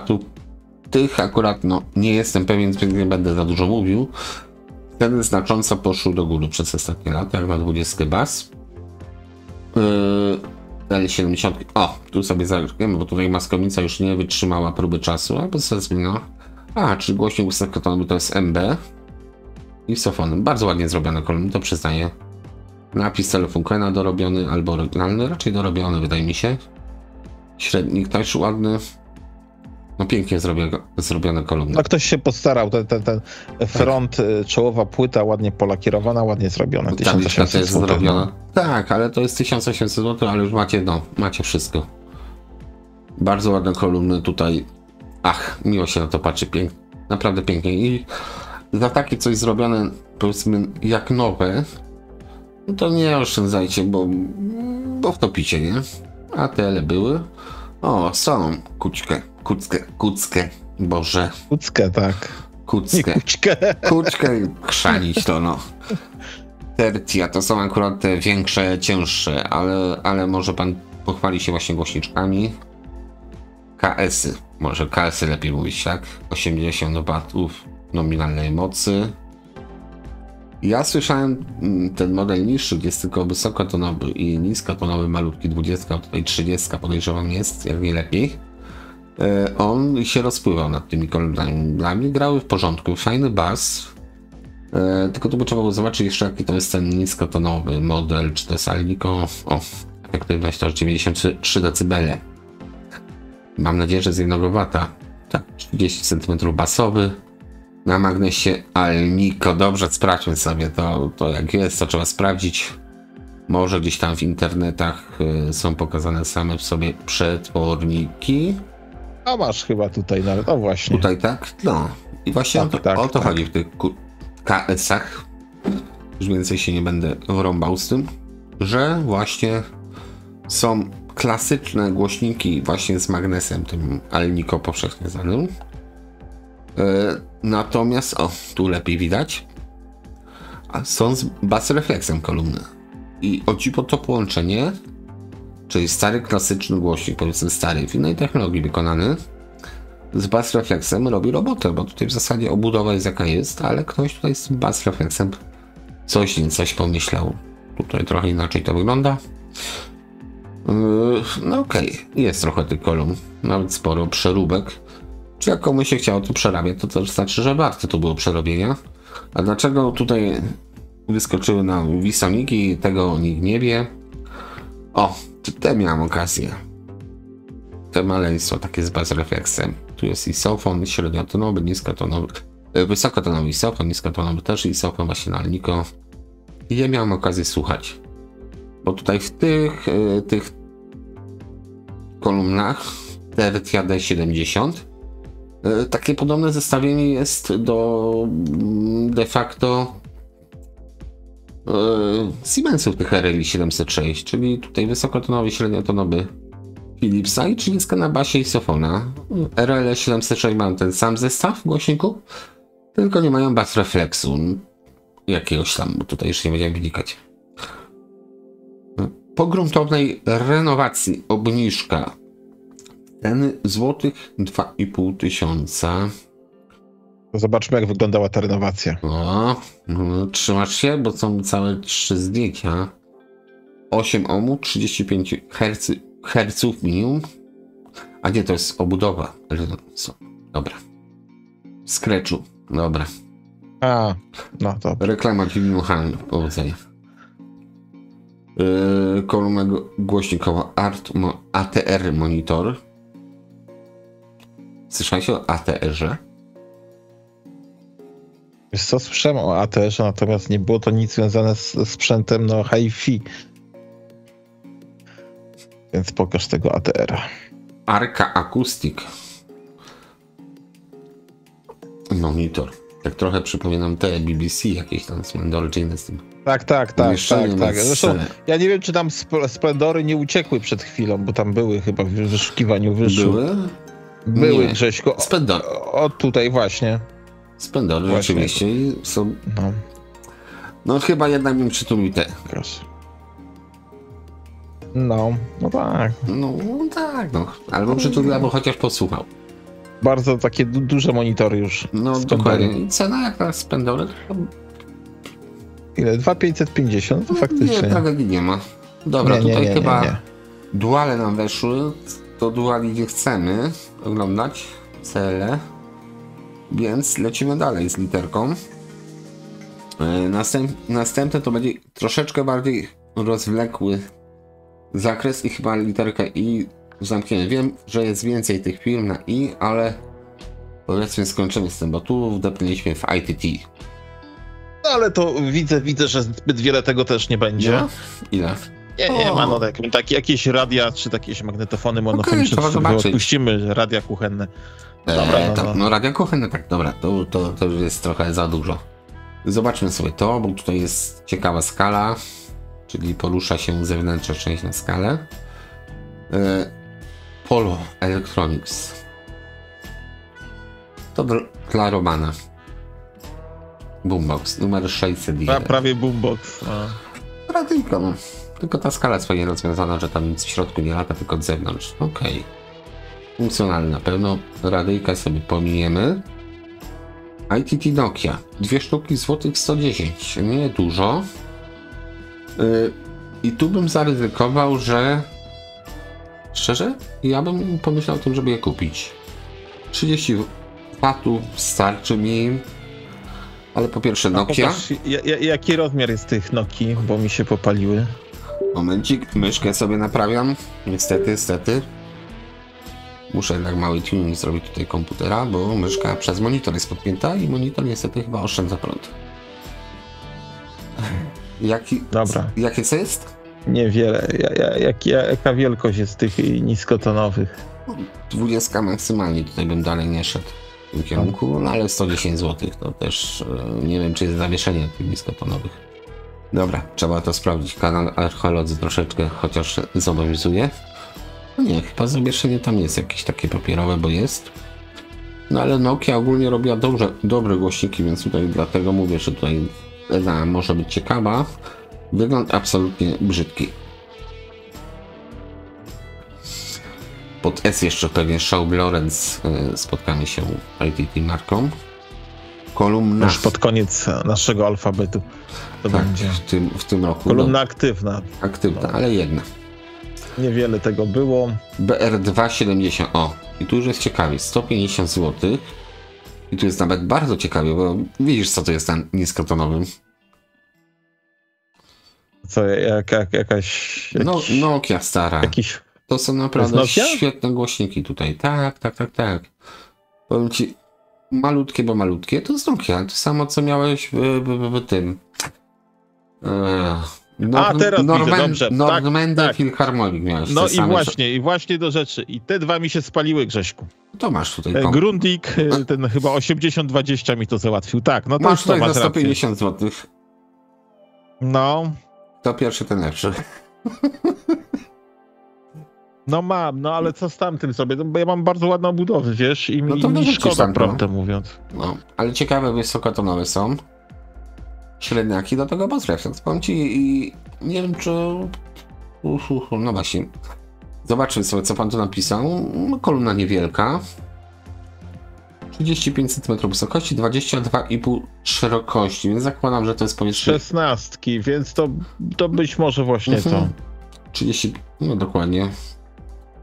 Optycznie są poocierane subetkami okleiny, wszystko widać na zdjęciu. Ale powiem ci, ja sobie to zostawię. Takie inne. No zostaw. Okej. Tutaj mamy co? Basowe ITT z kolumn Siemens RL171. RL171. Boże, które to były? Aż się gubię w tych RL-ach. 23. To jest ITT. Słuchaj, my tam nie robiliśmy tych RL 171 z Siemensów z 2 basami? Tak, robiliśmy. Ale gdzie? Mam je. U ciebie w domu. Tak, mam je. No właśnie, tak. Tak. Tutaj RL to gra to świetnie, natomiast kolumna, tak krótka lekcja z Radia Muzeum, 50 watów, to jest najwyższy model. 4-5 ohmów, fajnie, czyli do tych starszych urządzeń fajnie działa, natomiast tak. Dwie 245 są niskotonowe, średniotonowy 130-180 i 65 mm głośnik wysokotonowy. 40 do 19 i wierzcie mi, to absolutnie wystarcza. To 19 kHz, jak purysta chce mieć 20, to mu 20 dopisze, skreśli i napisze. Natomiast coś ciekawe, nawet nie wiedziałem, że to jest Nokia, to akurat być może do sprawdzenia. Masz jeden zestaw głośników basowych na gumie, te co widać tutaj, drugi masz zestaw na piance. Być może to jest Nokia, aczkolwiek magnes mi nie pasuje. I tu masz właśnie średniotonowy z lejkiem i do tego wysokotonowy malutki papierowy, to wszystko w szczelnej obudowie. Ogólnie kolumna piękna. Być może to jest Nokia, koszt taki brązowawy lekko, prawda? Rozgadałem się. A powiem ci, jesteś detektywem. No. Muszę to sprawdzić. Golf. Das ist Golf. Dobra. Jest taka piosenka o pani Angeli Merkel. Rów mi, jak to było? Równiańsk. Jest to na YouTubie. Mam nadzieję, że bardzo niedobrze to powiedziałem. To jest akurat satyra na... Dobra, nie będę się rozpędzał. Ale niestety trafiona satyra. Powiem ci, warto było to zobaczyć. Te są jeszcze ciekawsze niż poprzednie, bo to są naprawdę już takie B5/20. O! Bardzo rzadkie kolumnienki. Topowy model z tej serii to jest B7/40 czy B7/50. One nie występują w przyrodzie. Natomiast B5/20 sprawdźmy sobie tutaj. Ogólnie mega rzadkie kolumnienki są te seria B, bo to są lata 60. końcówka powiedzmy. O, jest tam Radio Muzeum, chętnie sobie zobaczę. 69, jeszcze się zmieściłem. Po panie było. Jedno zdjęcie, tutaj tak dużo. Pół metra na 156 na 244. I mamy co?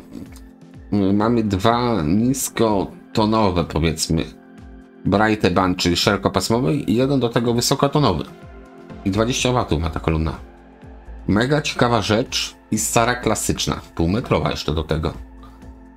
I z tego katalogu właśnie były B7/40. Sobie pozwolę sprawdzić. B7/40 model. O!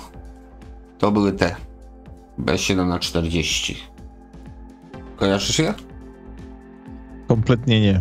Z czego mam je kojarzyć, Grzesiek? Masz je? Tak. No to ja ich u ciebie nie widziałem. Grają zjawiskowo. Te kolumny B7/40 to jest po prostu zjawisko. One też mają takie w miarę dziwne, bo 36 szerokości, 68 wysokości i tylko 210 mm głębokości, ale to jest właśnie ta kolumna, która gra zjawiskowo. Nie dobrze, tylko zjawiskowa. To jest po prostu taki o level wyżej, natomiast w tej cenie tutaj te B to nie wiem, czy naprawdę tutaj nie żartuję, że znaczy wcześniej też nie żartowałem, jak na razie no po prostu level idzie cały czas coś wyżej, to po prostu mi się podoba i na razie tutaj te z racji tego, że to są takie klasyki, które lubię, bo no te 90 lata Darku są trochę nudne, prawda? 2000 i tak dalej, rzadko kiedy jest coś ciekawego, to jest bardzo drogie. A tu są takie kolumnienki z duszą. Okej, bo ja tak się rozpędziłem, przeleciałem te inne rzeczy. 2500 model. Piszą PRL, skala od góry. Tutaj coś chyba się wylało. Trochę stan boli. Natomiast z tych urządzeń takich płaskich ITT bardzo mi się podobają właśnie te bez kasety, bo one są trochę bardziej kompaktowe. Skala jest tylko od góry. Piękny, czysty dźwięk. Okej, fajnie. Cena dobra. Darek uciekł? Nie, no jestem. No dobrze. Dobra. Gramofon widzę, do czego zmierzasz, a jednak wycofałeś się. Nie, no nie wycofałem się, po prostu się ładuje cholerstwo, widzisz? O, mają usterkę. Ups, coś poszło nie tak, tak. Ja internet mam, ciebie słyszę, to znaczy, że internet mam. Ups, aż poszło nie, no to tak. problem no, Olixa, tak. Nie ma to jak wyłączyć Olixa o 19 i 17. Radio SK5000, to też sobie zobaczymy, jeśli się załaduje. No nie gadaj, że na takim cliffhangerze zatrzymamy po prostu odcinek, bo chyba padnę ze śmiechu.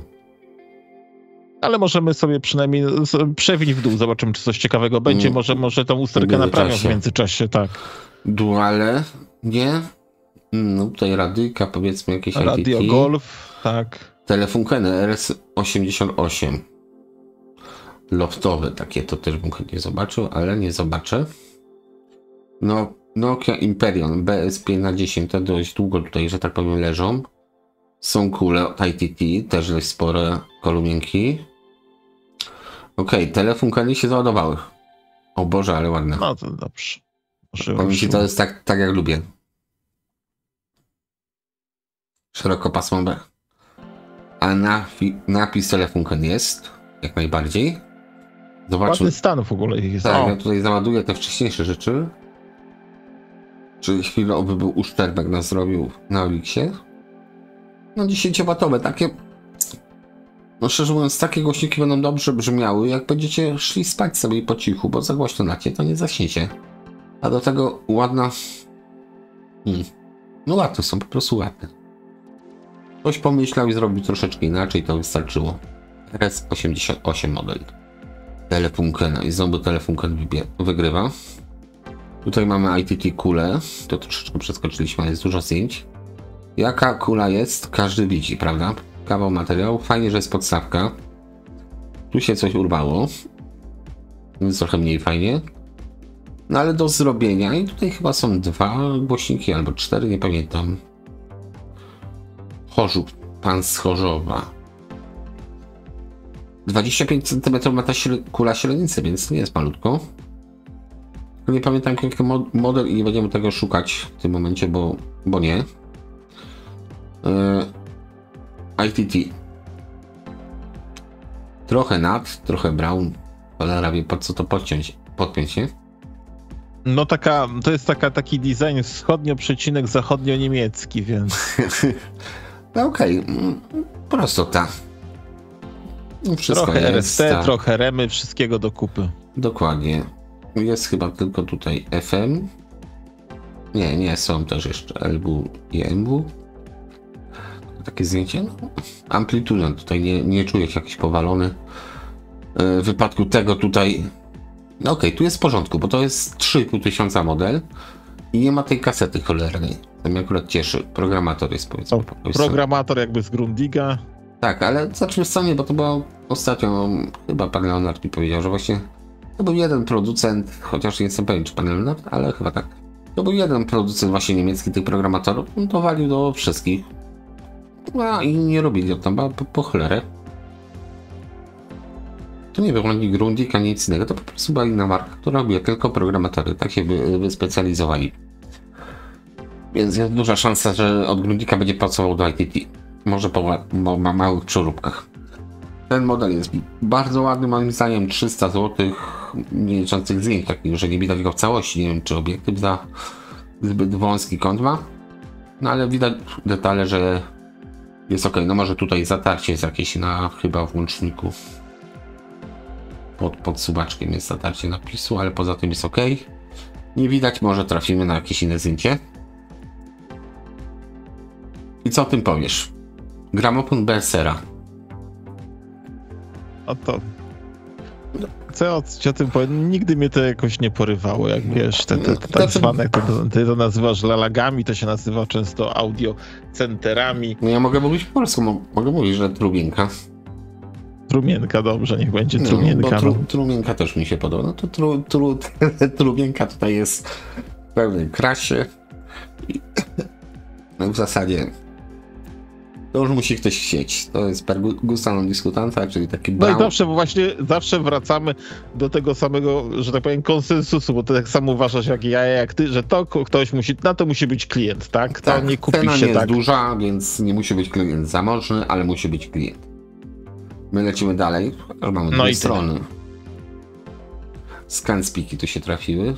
Turing 120, radiomagnetofon. Okej.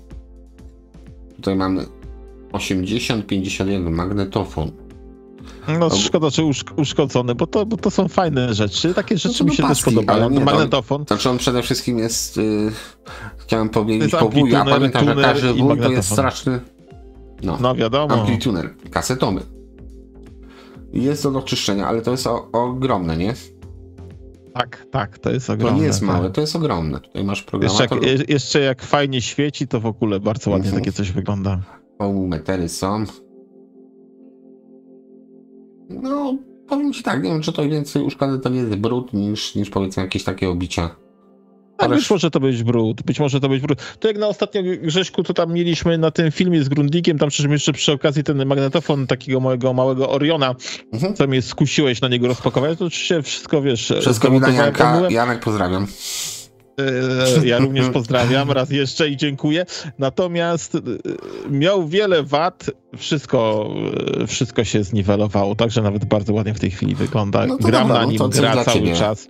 Coś Że dla ciebie teraz się chwilkę trafiło. przed nim, żeśmy tutaj się spotkali na nagranie, to pograłem na RTV 650 i właśnie na tym leżaku Oriona. A teraz, żeby ci trochę połeknę, tutaj to zaraz sobie zobaczymy, czy ktoś to podświetlił. No to krada niebiesko. No, akurat nie było gdzieś na zielono, wiesz, ale jest. O, właśnie I tu tutaj, zaczyna się tutaj, magia, tak. jak to wygląda.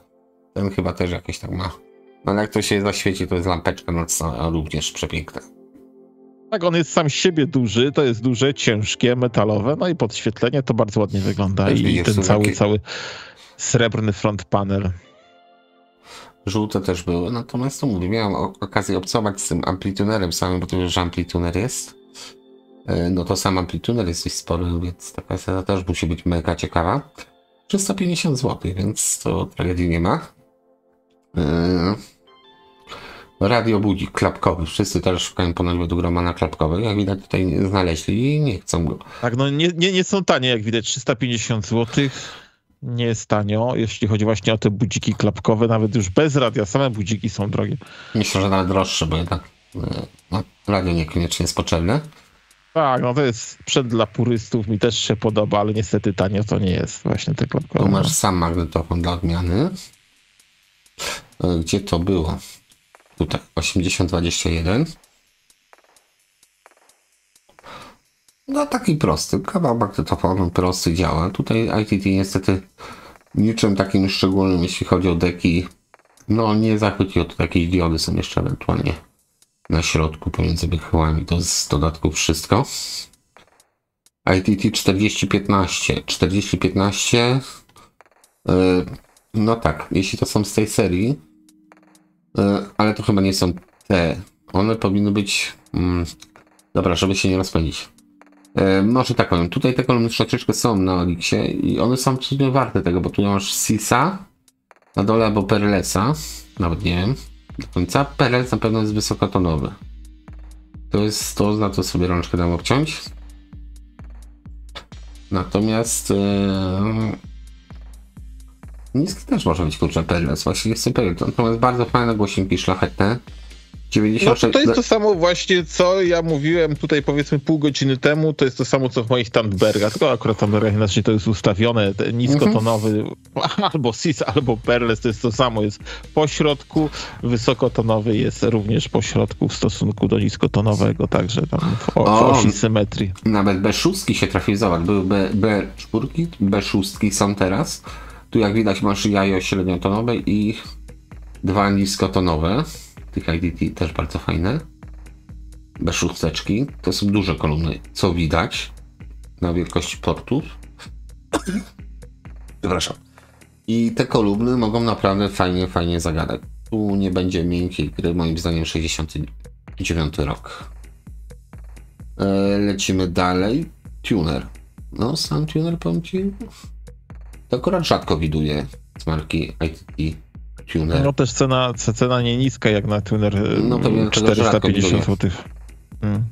No ale to już dla kogoś, kto albo lubi słuchać radia, albo chce sobie skompletować zestaw. Tak, bo to zawsze od zestawu bieżowego ITT, no.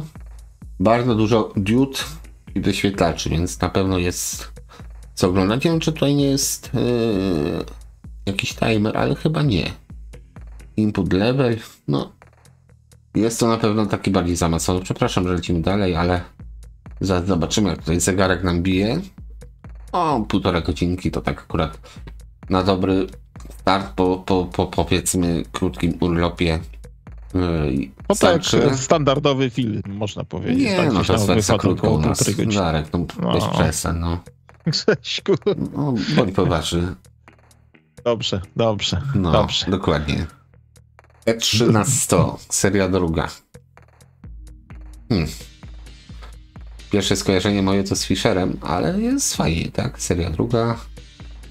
40 do 22 tysięcy. Z Fisherem, ponieważ Fisher w kilku swoich właśnie zestawach głośnikowych miał takie rozstawienie właśnie tych przetworników na przedniej Natomiast tej jeszcze ściance. Bass Reflex.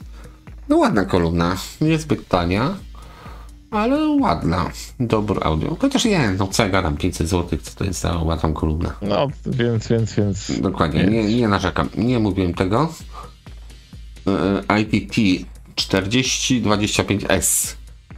I tu jest, to jest bardzo ciekawie, bo na ja jeszcze nie widziałem, 40-30 były. Natomiast co do tych głośników właśnie musimy to sprawdzić jeszcze. Dzisiaj taki naprawdę archeologiczny odcinek, więc troszeczkę pierdolę. Ja jak z jakiegoś Grundiga, nie wiem, bo też Grundigi mnie były takie podobne kolumny właśnie. No. Nie, bo był model 40-40. Tak czy siak chodzi o to, że któreś z tych kolumn ITT były jakby podwójnie zbudowane. Chodzi mi o to, że one nie bez potrzeby były takie duże, wysokie, bo de facto Bass Reflex był w środku pomiędzy jedną a drugą częścią kolumny. Tak jakby głośnik w oddzielnej małej puszce pracował, w środku był Bass Reflex i dopiero druga jakby część tej kolumny była z pierwszą połączona Bass Reflexem. To był raczej te 40-30 tutaj na SIS-ach. No dobrze, to by fajnie było jakąś rozebraną spotkać, albo przynajmniej jakiś przekrój. No sam fakt, że te są tak rozebrane. Teorii. I tu wam pokażę, o co mi chodzi. To widać, proszę. Jakby ktoś nie wierzył. Właśnie tu są dwie komory. Widzisz? Czy nie widzisz? No widzę. Widzę. O, dobra. Dwie komory mamy. Tutaj jest wąska taka szczelina. Okulary założone. A wąska szczelina jest pomiędzy górną komorą i dolną komorą.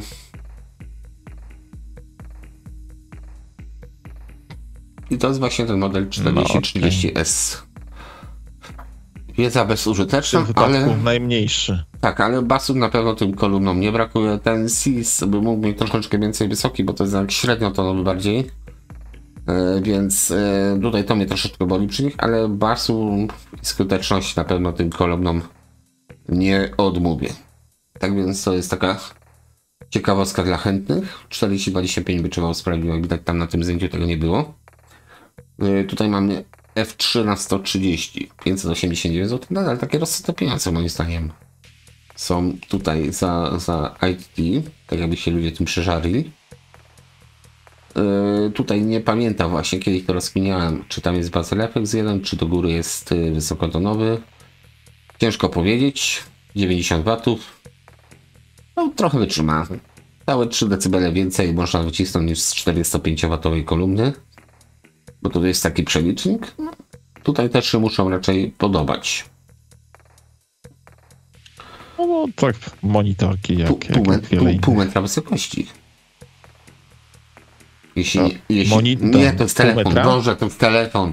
No dobra, nie było tego. Patrzę oczyma i ale nie było. Dobra. No. No tu już mamy tego amplitunera z deckiem i z podświetleniem, tak? Za 600 zł.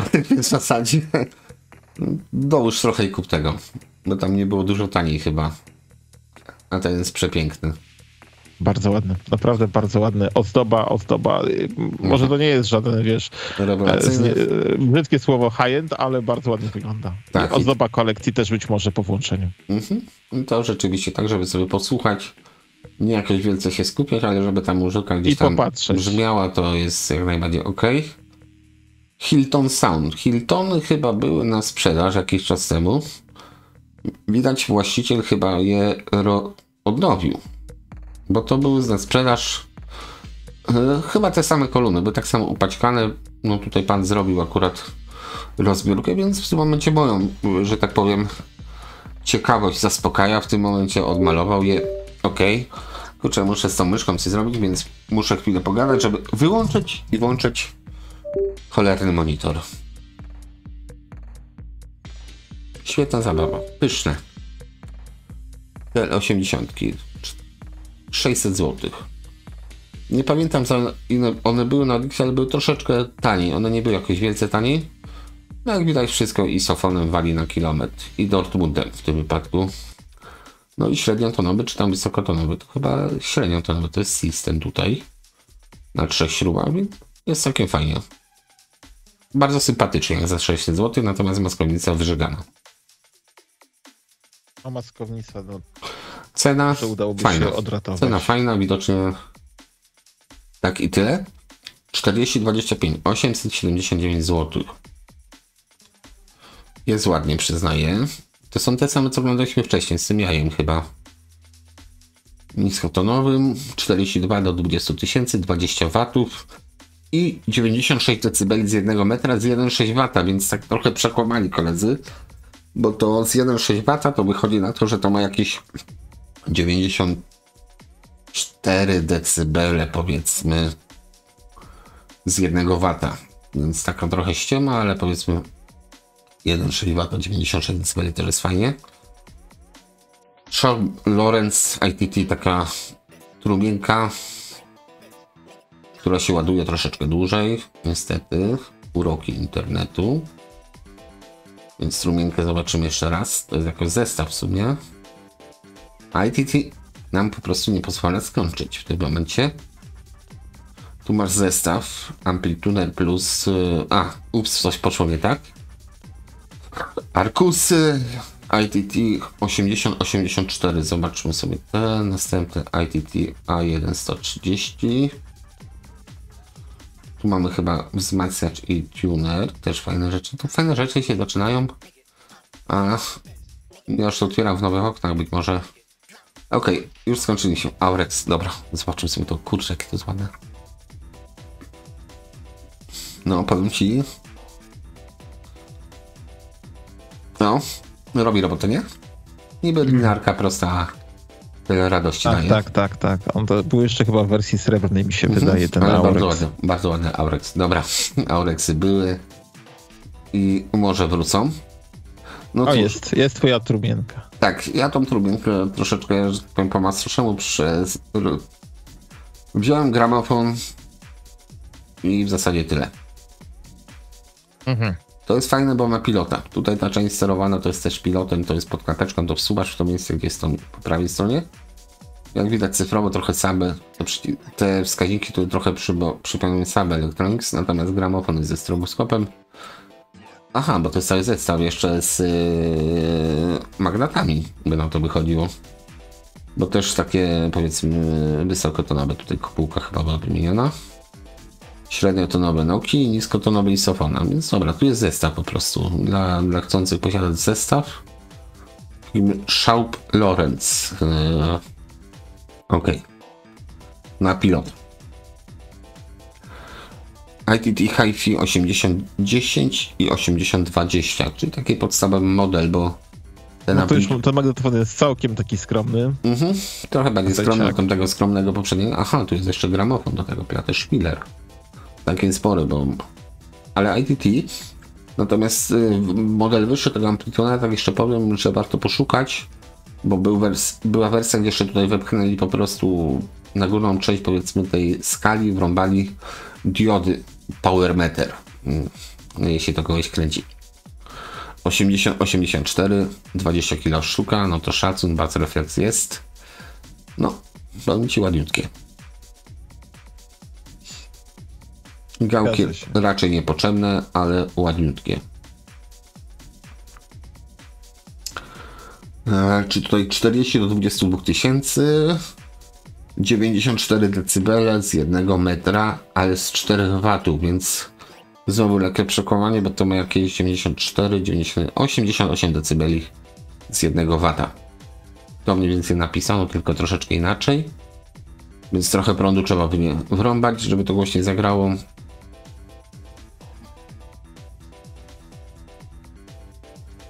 Ok, tutaj jakiś serwis był przeprowadzony. 80 watów. 30 na basie. Załóżmy, że po serwisie, więc monobloki aktywne 2000. Wiem, trochę gram na czas. No. A co, jeszcze nie naprawiłeś myszki? Nie, naprawiłem. Znaczy naprawiłem, włączyłem, tak? Granacza. IP Cloud, tak, ale no dobra, na monobloki musiałem spojrzeć, to tak, no dobra, dwa monobloki, okej. To jest rzadkość, kolumny głośnikowe z meterami, rzadkość, bo to akurat parę razy trafiłem na to, więc tak, teoretycznie rzadkość. Ja pamiętam, że chyba jakiś model tych Bully nie miał V-meterów, czy się mylę? Biały na pewno. Dobra, panicha. Mam takie kolumnki, że ten V-meter jest obok znaczka, nie wiem, czy to właściwie też nie są IDT. Taki tyci, pierdo malutki V-meter. A tutaj masz po prostu bóle? Nie, chyba nie bóle. Czyli takie japońszczyzna tym się, że tak powiem, cechowała, że miała właśnie różnego typu V-metery. Natomiast tu jest bardzo ładnie zrobione kolumny, przyznaję. Oklejone, chyba oklejone, bo tutaj jakiś brud czy tam uderzyło się. No, ale ogólnie ładne. Po prostu ładne kolumny. Okay. Cena też już jest wyższa, bo prawie 2000 zł. Tak? Tu mamy tuner cyfrowy i wzmacniacz. Jeszcze ten topowy kaseciak by się przydał od tego zestawu, ale ci co wiedzą, to wiedzą, co powiedziałem właśnie. Bo był jeszcze właśnie od tego zestawu topowy, taki magnetofon kasetowy, całkiem kozacki bym rzekł. I no w zasadzie tutaj jest zestaw dla chcących, bo to mało kto nie miał słuchać. Pewnie gra dobrze, bo to już jednak jest oddzielne klocki. No i ostatni to jest model 8083 marki IDT z wysokotonowym SIS-em. Tak, to jest na pewno SIS. Średniotonowy Perles, a na dole siedzi cholera wie co. Może ktoś inny napisze. Zobaczmy. Bass SIS, Mid Perles, Twitter SIS. No i widzisz, skuteczność 75%, bo mi się na basie nie chciało skupić. 30 FB, KO40 Perles, SIS HAS 107. Fajny zestaw, pytanie jakie cięcie jest zwrotnicy. To by się przydało. O. Nie, jest bo napisane? Nie jest.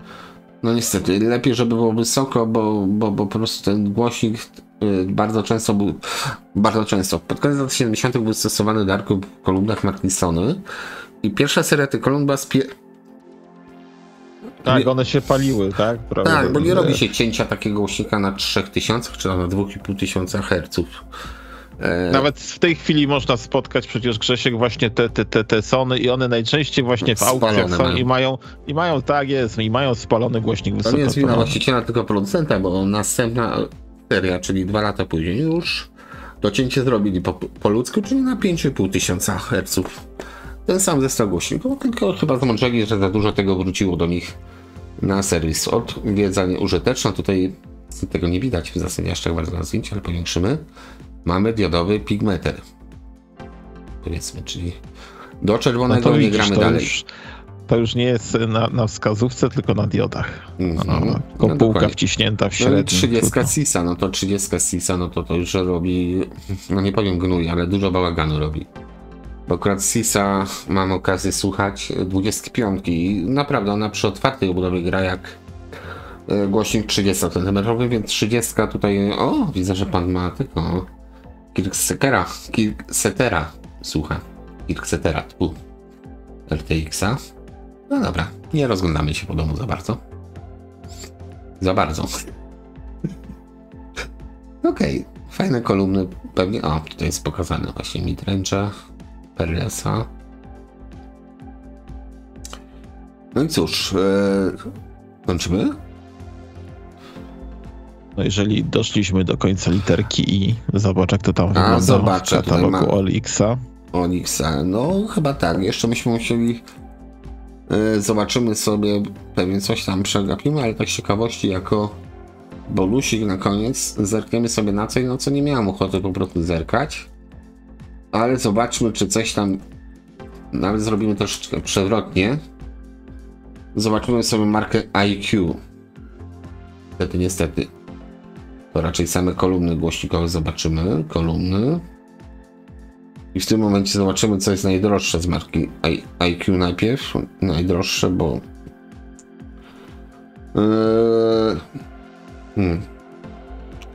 Dobra, 2600. IQ 15B. No i tutaj...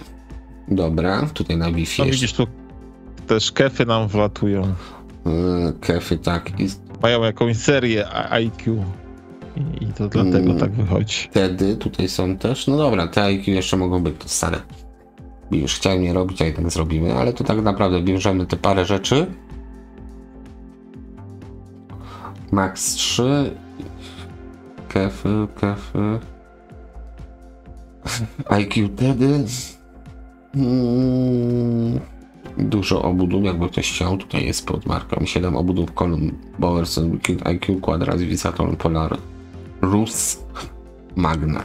Same obudowy, więc zawsze mniej do skrobania sobie zajrzymy. Czyli ktoś... No i tu już materiały widzę, budowane. że... Dobra, dobrze poszło. Dlaczego tak jest? Nie wiem. To zawsze mnie właśnie zadziwia Olix. No okej, tu mamy aktywne. Bardzo aktywne. Okej, nic dla mnie. Akurat mogłem mieć i tak mi męczył był taki jeden gościu, że mnie odsprzedałem w momencie, kiedy kupiłem i chyba żałuję. No ale dobra, palicho, niech się udławi handlarz. No męczył bułę, bo zawsze chciałem mieć, a później się okazało, że to handlarz jest. Ach, dobra. Mówi się trudno. No, mówi się... No, nie będę mówić co. Być może jeszcze ci się trafią. No, już teraz nie chcę. Obraziłem się na siebie. Aha, no, okej, dobra. Jesteś zły. Znaczy, masz swoje zdanie, ale się z nim definitywnie nie zgadzasz. Wi-Fi tutaj są, tak? Są Wi-Fi. Tak, Wi-Fi. Wszystko to Wi-Fi w sumie, więc może być fajnie. Kopułeczki takie zacne, takie a la Politum. No jest fajnie, tak? To raczej powinno gadać, szczególnie, że... Chociaż nie, to nie ma chyba bas refleksu nic. A nie, ma linię taką, taki... Wywiew mamuta bym powiedział malutki, nie, bo no to cholera wie. Nie, tu szparka jakaś jest, ale otwórzmy na okno. Coś niby tu jest, no. Niech tam będzie, za duże to nie jest. Tak. Ale co tam może dmuchać, to nie wiem. Czy to jest linia transmisyjna, zacznijmy od tego. Czy to jest po prostu kawałek... To już na linię transmisyjną, Grzesiek, to chyba naprawdę jest za małe. No może jest długie, tak, ale... No nie wiem. No tutaj na tym zdjęciu widać lepiej, tak, że jest coś tam na dole, jakiś otworek. Tylko nie należy mylić prostokątnego bas refleksu z linią transmisyjną. To jednak troszeczkę zagięć powinno mieć, chociażby 2. Tak. Czy to taki po prostu zabieg wizerunkowy jest, no i tyle. Tak, bo były Arkusy jako konkurencja, które miały ten otwór na dole. Być może IQ poszło w tą stronę, chociaż magnaty na Wi-Fi grają świetnie, więc tutaj może być podobnie. No, nie mam zdjęć, więc nie pokażę. Znaczy wy nie macie zdjęć, znaczy my nie mamy zdjęć. Żeby pokazać, tutaj mamy już sprawienie z baz refleksem. Prawie to samo, ale inaczej. No takie lata 90. no. Pewnie gra. Tak. No, dużo gadać. No i w ładnym stanie są przynajmniej 1500 zł. 130 W, bo to wszyscy waty kochają. IQ Max 3, takie głośniczki, ale właśnie Infinity, przezroczyste. Taka moda. Dane widoczne na zdjęciu. Bym powiedział, że Nokia. O, to patrzcie, te no-name'y to są... Bo widzisz, ja zawsze jak trafiam na te takie Maxy trójki, to ja nie wiem, co to jest. Bo to w zasadzie o tym, że to jest IQ, to nie pisze nigdzie. Nie jest napisane nigdzie. To są po prostu... nie. No właściwie nie wiadomo, czy to jest IQ. Mam nadzieję, że pan Mateusz wie, że to jest IQ, więc... okej. Dobra. Być może niekoniecznie. I na deser obudowy. I powiem ci, te poprawy bym na pewno przyjął bardzo chętnie. No dużo budowy, duże masywne. Nie, chodzi o to, że basowy jest od góry. Fajna rzecz, której duże, samemu sobie wysokie. nie zbijesz. Tak.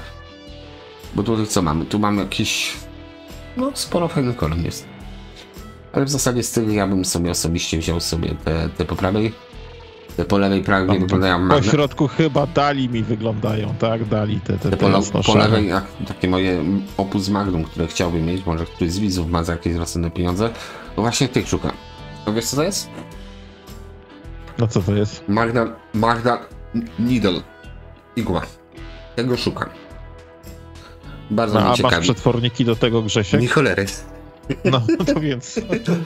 No tak, ale mówię, że ja już wiedziałem, co to za kolumny są, zanim maskornice były zdjęte, bo akurat no, sam na nie choruję z czystej ciekawości, żeby, Darek, żeby nie było, że sobie jaja robię, nie? No nie. Needle, Magdal Needle. Vector, przepraszam. Dobra, widzę. Vector Needle. I właśnie tych kolumn... Vector Needle, no. No, bardzo chciałbym ich posłuchać właśnie. Ciekawe, Okej. No, to ciekawostka taka moja. Fanaberia tu jest zboczenie. Wektory Needle. Archiwum Allegro. Przekapiłem. No były dostępne, tak? Tak. W jakiej cenie? Pokaż tak jeszcze z 259 zł, więc te gościuki były no to warte. No, 5 lat temu z drugiej strony. Dokładnie, więc przegapiłem, moja strata. Po prostu jestem ciekaw, chyba że ktoś słyszał, to w komentarzach może napisze. Gdzie były te budowy? Tutaj były. Zobaczmy sobie inne. Od tyłu, tu już nie ma czerwonych. Może już wyszły. Może już wyszły, dokładnie. Tak więc ktoś już, że tak powiem, tutaj młotkiem, chciałem powiedzieć sierpem i młotem walczy z nimi, ale już padł ich o ten sierp. No to wyszły. Czerwone sobie wyszły na spacer i nie wrócą więcej. Visaton Altopelant. No, najmy własnej produkcji. No okej. A widzisz. Visaton, a gdzie to jest Magnat? A, Magnat, jest Magnat, dobra. Jest zabawa, ale... widać, można kupić różne rzeczy na Olixie i chyba więcej niż na Allegro, niestety. No niestety, tak ostatnio jak przeglądam, to właśnie również też mi się to w oczy rzuca. Raz, jest tego więcej. 2, jest taniej. 3, jednak wolę Allegro, tak, ze względu na zapewnienie jakiegoś bezpieczeństwa kupującemu. Tak, ale oni tak głęboko wchodzą w kupującego. Chociaż to nie zawsze, bo to w przypadku akurat to niestety taka wiedza bezużyteczna, konkretna. No ale to tak samo jest zaznaczone. Kupujesz to sobie prywatnie, więc nie podlega prawu handlowemu zakup, więc w zasadzie to samo co na Olixie, tylko no jak towar nie przyjdzie, to można się kłócić. Tak, tylko nie chcę mi już się setnym razem mówić, że po prostu czasami osoby prywatne faktycznie oszukują, nie na tym Olixie, po prostu oszukują, no i takie jest moje doświadczenie, oszukują. No nie wiem, ile biorą pani lekkich obyczajów, natomiast to zrobić z siebie taką panią za, nie wiem, 200-300 zł, no to polecam. No ale tak jest. Skomentowałem to chyba wystarczająco mało wulgarnie, chociaż powiedział... Przecież mnie ktoś kiedyś zrobił, to jest śmieszne, ale na 30 parę złotych, no i ludzie idą brną w coś takiego, dla mnie to jest niezrozumiałe, ale to jest chyba, nie wiem, desperacja, czy już po prostu procenty schodzą i trzeba coś wypić, trudno powiedzieć. No, nic dobrego się nie powie na ten temat. Te też są dla mnie ciekawe, bo tam SM 120, 90, tam 90 słuchałem. 120 naprawiłem. Zawieszenia poszły w dół. Poszły, tak, widać drugą stronę. Ale to są 30 albo 25 na basie, to są spore te SM-y, a tutaj no spoko, zawieszenie sobie wymienić, ale membrany są ładne, kopułki tutaj w miarę ładne, obudowy też w miarę ładne, więc tutaj za 200 zł nie bać się i brać. Tak, to samemu można zrobić. I kwadrale. Znowu, bo zaraz zaczniemy freestyle tutaj. Quadra Okado jakieś, o Jezus. Znaczy to tak idzie w miarę sensownie, jak się chce przeglądać, powiedzmy tutaj. Jak się nie chce, to 100 zł uszkodzone kolumny. Cóż my tu mamy? No brzydko nie jest. Cóż to było? WHD, proszę, festiwal. 100-watowe kolumny. No tak bardzo optymistycznie poszli z tym 100 watami. Chyba, że one są trochę większe niż też myślę, no ale powiedzmy już jest co robić tutaj, z czym robić i tak dalej. Naderwany jeden głośnik. Aha, tu wiesz, magnes szlak trafił. Od spółki, no to właśnie, tak mogło się zdarzyć. Robi się drożej troszeczkę naprawa, aczkolwiek nie jest to niemożliwe. Kolumna jest to możliwe, natomiast no, z tego fachowca, co ja znam, no to po prostu to trzeba rozmagnesować, później namagnesować, no i niestety sobie biorą za to takie większe pieniążki, nie? Czy większa stosunkowo, no by się trafili, no, kupiliście za tak, 50 zł, no to wydanie 200-300 zł za głośnik, no to tu już was boli, bo kupiliście, panie, kupiłem za 50 zł, ostatnio właśnie miałem rozmowę. Tak, nawet więcej, bo ja nie pamiętam, bo to twojego kefa robił tego jeszcze, ten tak, który jeszcze pójdzie do wysokich zrobienia. Tak. Jeszcze wysokie mam do zrobienia, więc kefik będę walczył, jak będziecie chcieli tego kefa zobaczyć, jak jest zrobiony u mnie, to polecam, ale widzisz, nawet głupie śrubki, żeby nowe zamówić, no to też trzeba już parę 10 zł wydać na nowe śrubki, żeby nie były porcewiałe, takie pierdoły, ale... No wiem.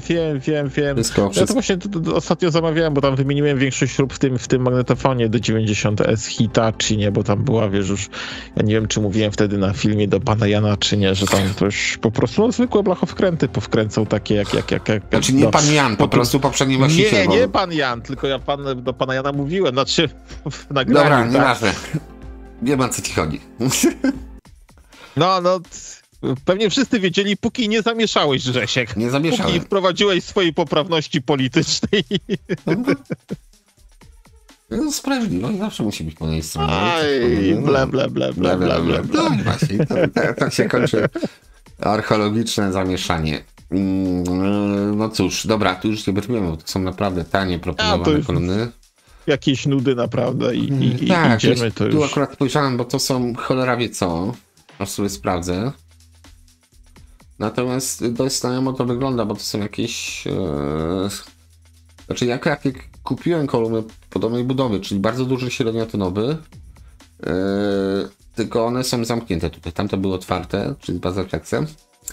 I gdyby to się nie rozpieprzyło w drobny mak, to wysoki to był CIS, średniotonowy to był CIS, a niskotonowy to był Sinum bodajże norweski, tylko pan zapakował głośnikiem do góry, więc głośnik się dosłownie zrobił taki burdel w środku, że wysokie tylko wytrzymało i średnie w obudowie. To po prostu cały magnes odleciał, rozpadł się w drobny mak i dalej sobie można wyobrazić, co się działo, jak wesoło podskakiwało to na pace busa.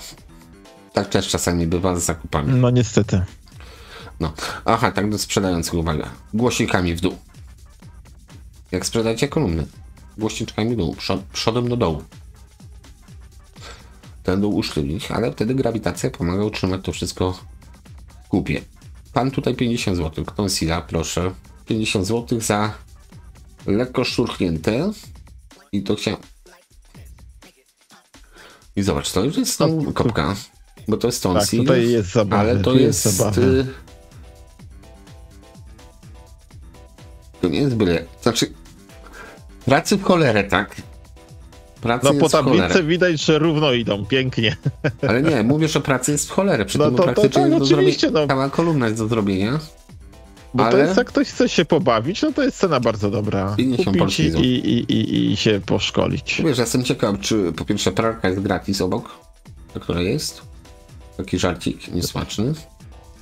A druga ciekawostka, aha, ZGC 20, co? ZGC 2844. Dobra, sprawdźmy tak, sobie. Tak jest napisane. ZGC-20-8-44, tak? Widzisz pewną różnicę? No widzę. Znaczy, widzę wielkie podobieństwo, same podobieństwa. Tak. No więc, no. Sobie naklejał różne te nalepy, tak? Bo na jednej kolumnie masz jedną nalepę, na drugiej masz drugą. A rzeczywiście tam jest większa, masz rację, nie zwróciłem tak, Grzesiek, tak. No okej, no dla chcących, ale to są altusy chyba setki albo 120, więc to nie jest aż tak, no dobra, jest, olać to nie ma sensu, ale zobaczmy. Nie no, żeby to dobrze zrobić, to trzeba troszkę pieniędzy, nawet jeśli byście samemu robili, tak. ZG40, no tutaj no, czy nam podpowiadają jakieś inne głośniki, Jamo XLN jakieś. Unita Tonsil, kolumna jedna, I końca nie widać, a to miał być XLN. No, na chorniku. Tak, wyprzedzamy już literkę, bo No ja jesteśmy na J. wiem, no ale no, stęskniłem się do nagrania, więc GD przekreślony N. Jaki to jest? 10/10, czy 1C/10, tak? Stary głośniczek tonsila w kolumnie. Takie coś, ale jest to, jak to się nazywa, politura. Tak, politura, bo to słowo klucz, politura jest. Do kolekcji tonsile. Zobaczmy sobie kolekcjonerskie tonsile za złotych 50.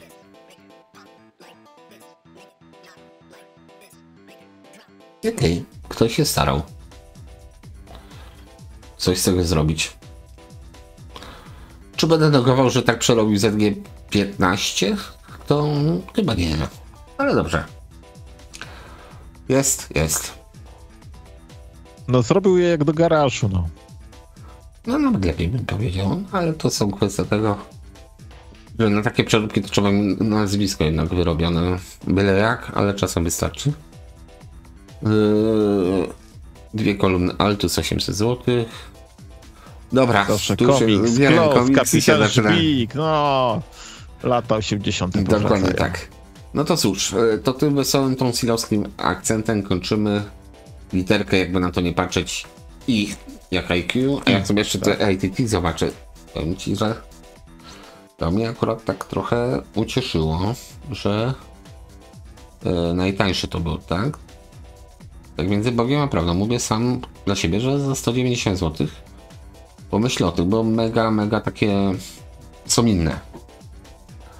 Są wąskie, wysokie i no wymagają dużo serca, ale bardzo mi się podobają. B5/20. Kabelki oryginalne, jeśli to ma rzeczywiście, tak jak mówię, dwa basy, jeden średnio wysokotonowy, to może być fajnie, może być skutecznie. Możliwość odbioru osobistego, no raczej możliwość wysyłki. Aha, 8 zł wysyłka, dobra. Spoko. Do przeżycia. Tyle jeśli chodzi o prywatę. I teraz co? Obwieszczenia parafialne. Czyli zapraszamy do subskrypcji. Jak zawsze o tym męczybułujemy od początku filmu, ale no, dla odmiany teraz zrobię to na końcu, prawda, Darku? Zazwyczaj jest na końcu, bo na początku nigdy nie pamiętamy o tym. Co było, tak. to wiesz co? Ja je sobie robię. Ktoś musi. A następny odcinek chyba z katalogiem jakiś popełniłem. Tutaj chyba myślę, że mogę za Darka też powiedzieć, że obiecujemy poprawy i teraz przyspieszenie tempa, czyli no trochę tak 100% normy, nawet 150% normy. Jak się uda, to w tym tygodniu jeszcze zobaczycie następny odcinek. Co ty na to, Darku? Być może tak, bo dopiero mamy co dzisiaj, wtorek. Wtorek, jak to nagrywamy, więc materiał będzie w miarę świeży, czy będzie jutro, czy za parę dni. No tutaj sezon na kolumny widać się zaczął w pełni. Temy. Kiedyś pechałem do tych temów. Ten głośnik niskotonowy jest strasznie upierdliwy, bo to jest 21,5 cm. Ale bardzo wysoki. Dobra. Co złego to nie my. Zapraszamy na następny odcinek. Jeszcze raz do subskrypcji. Miłego dnia, miłej nocy. Trzymajcie się, spadamy, hej.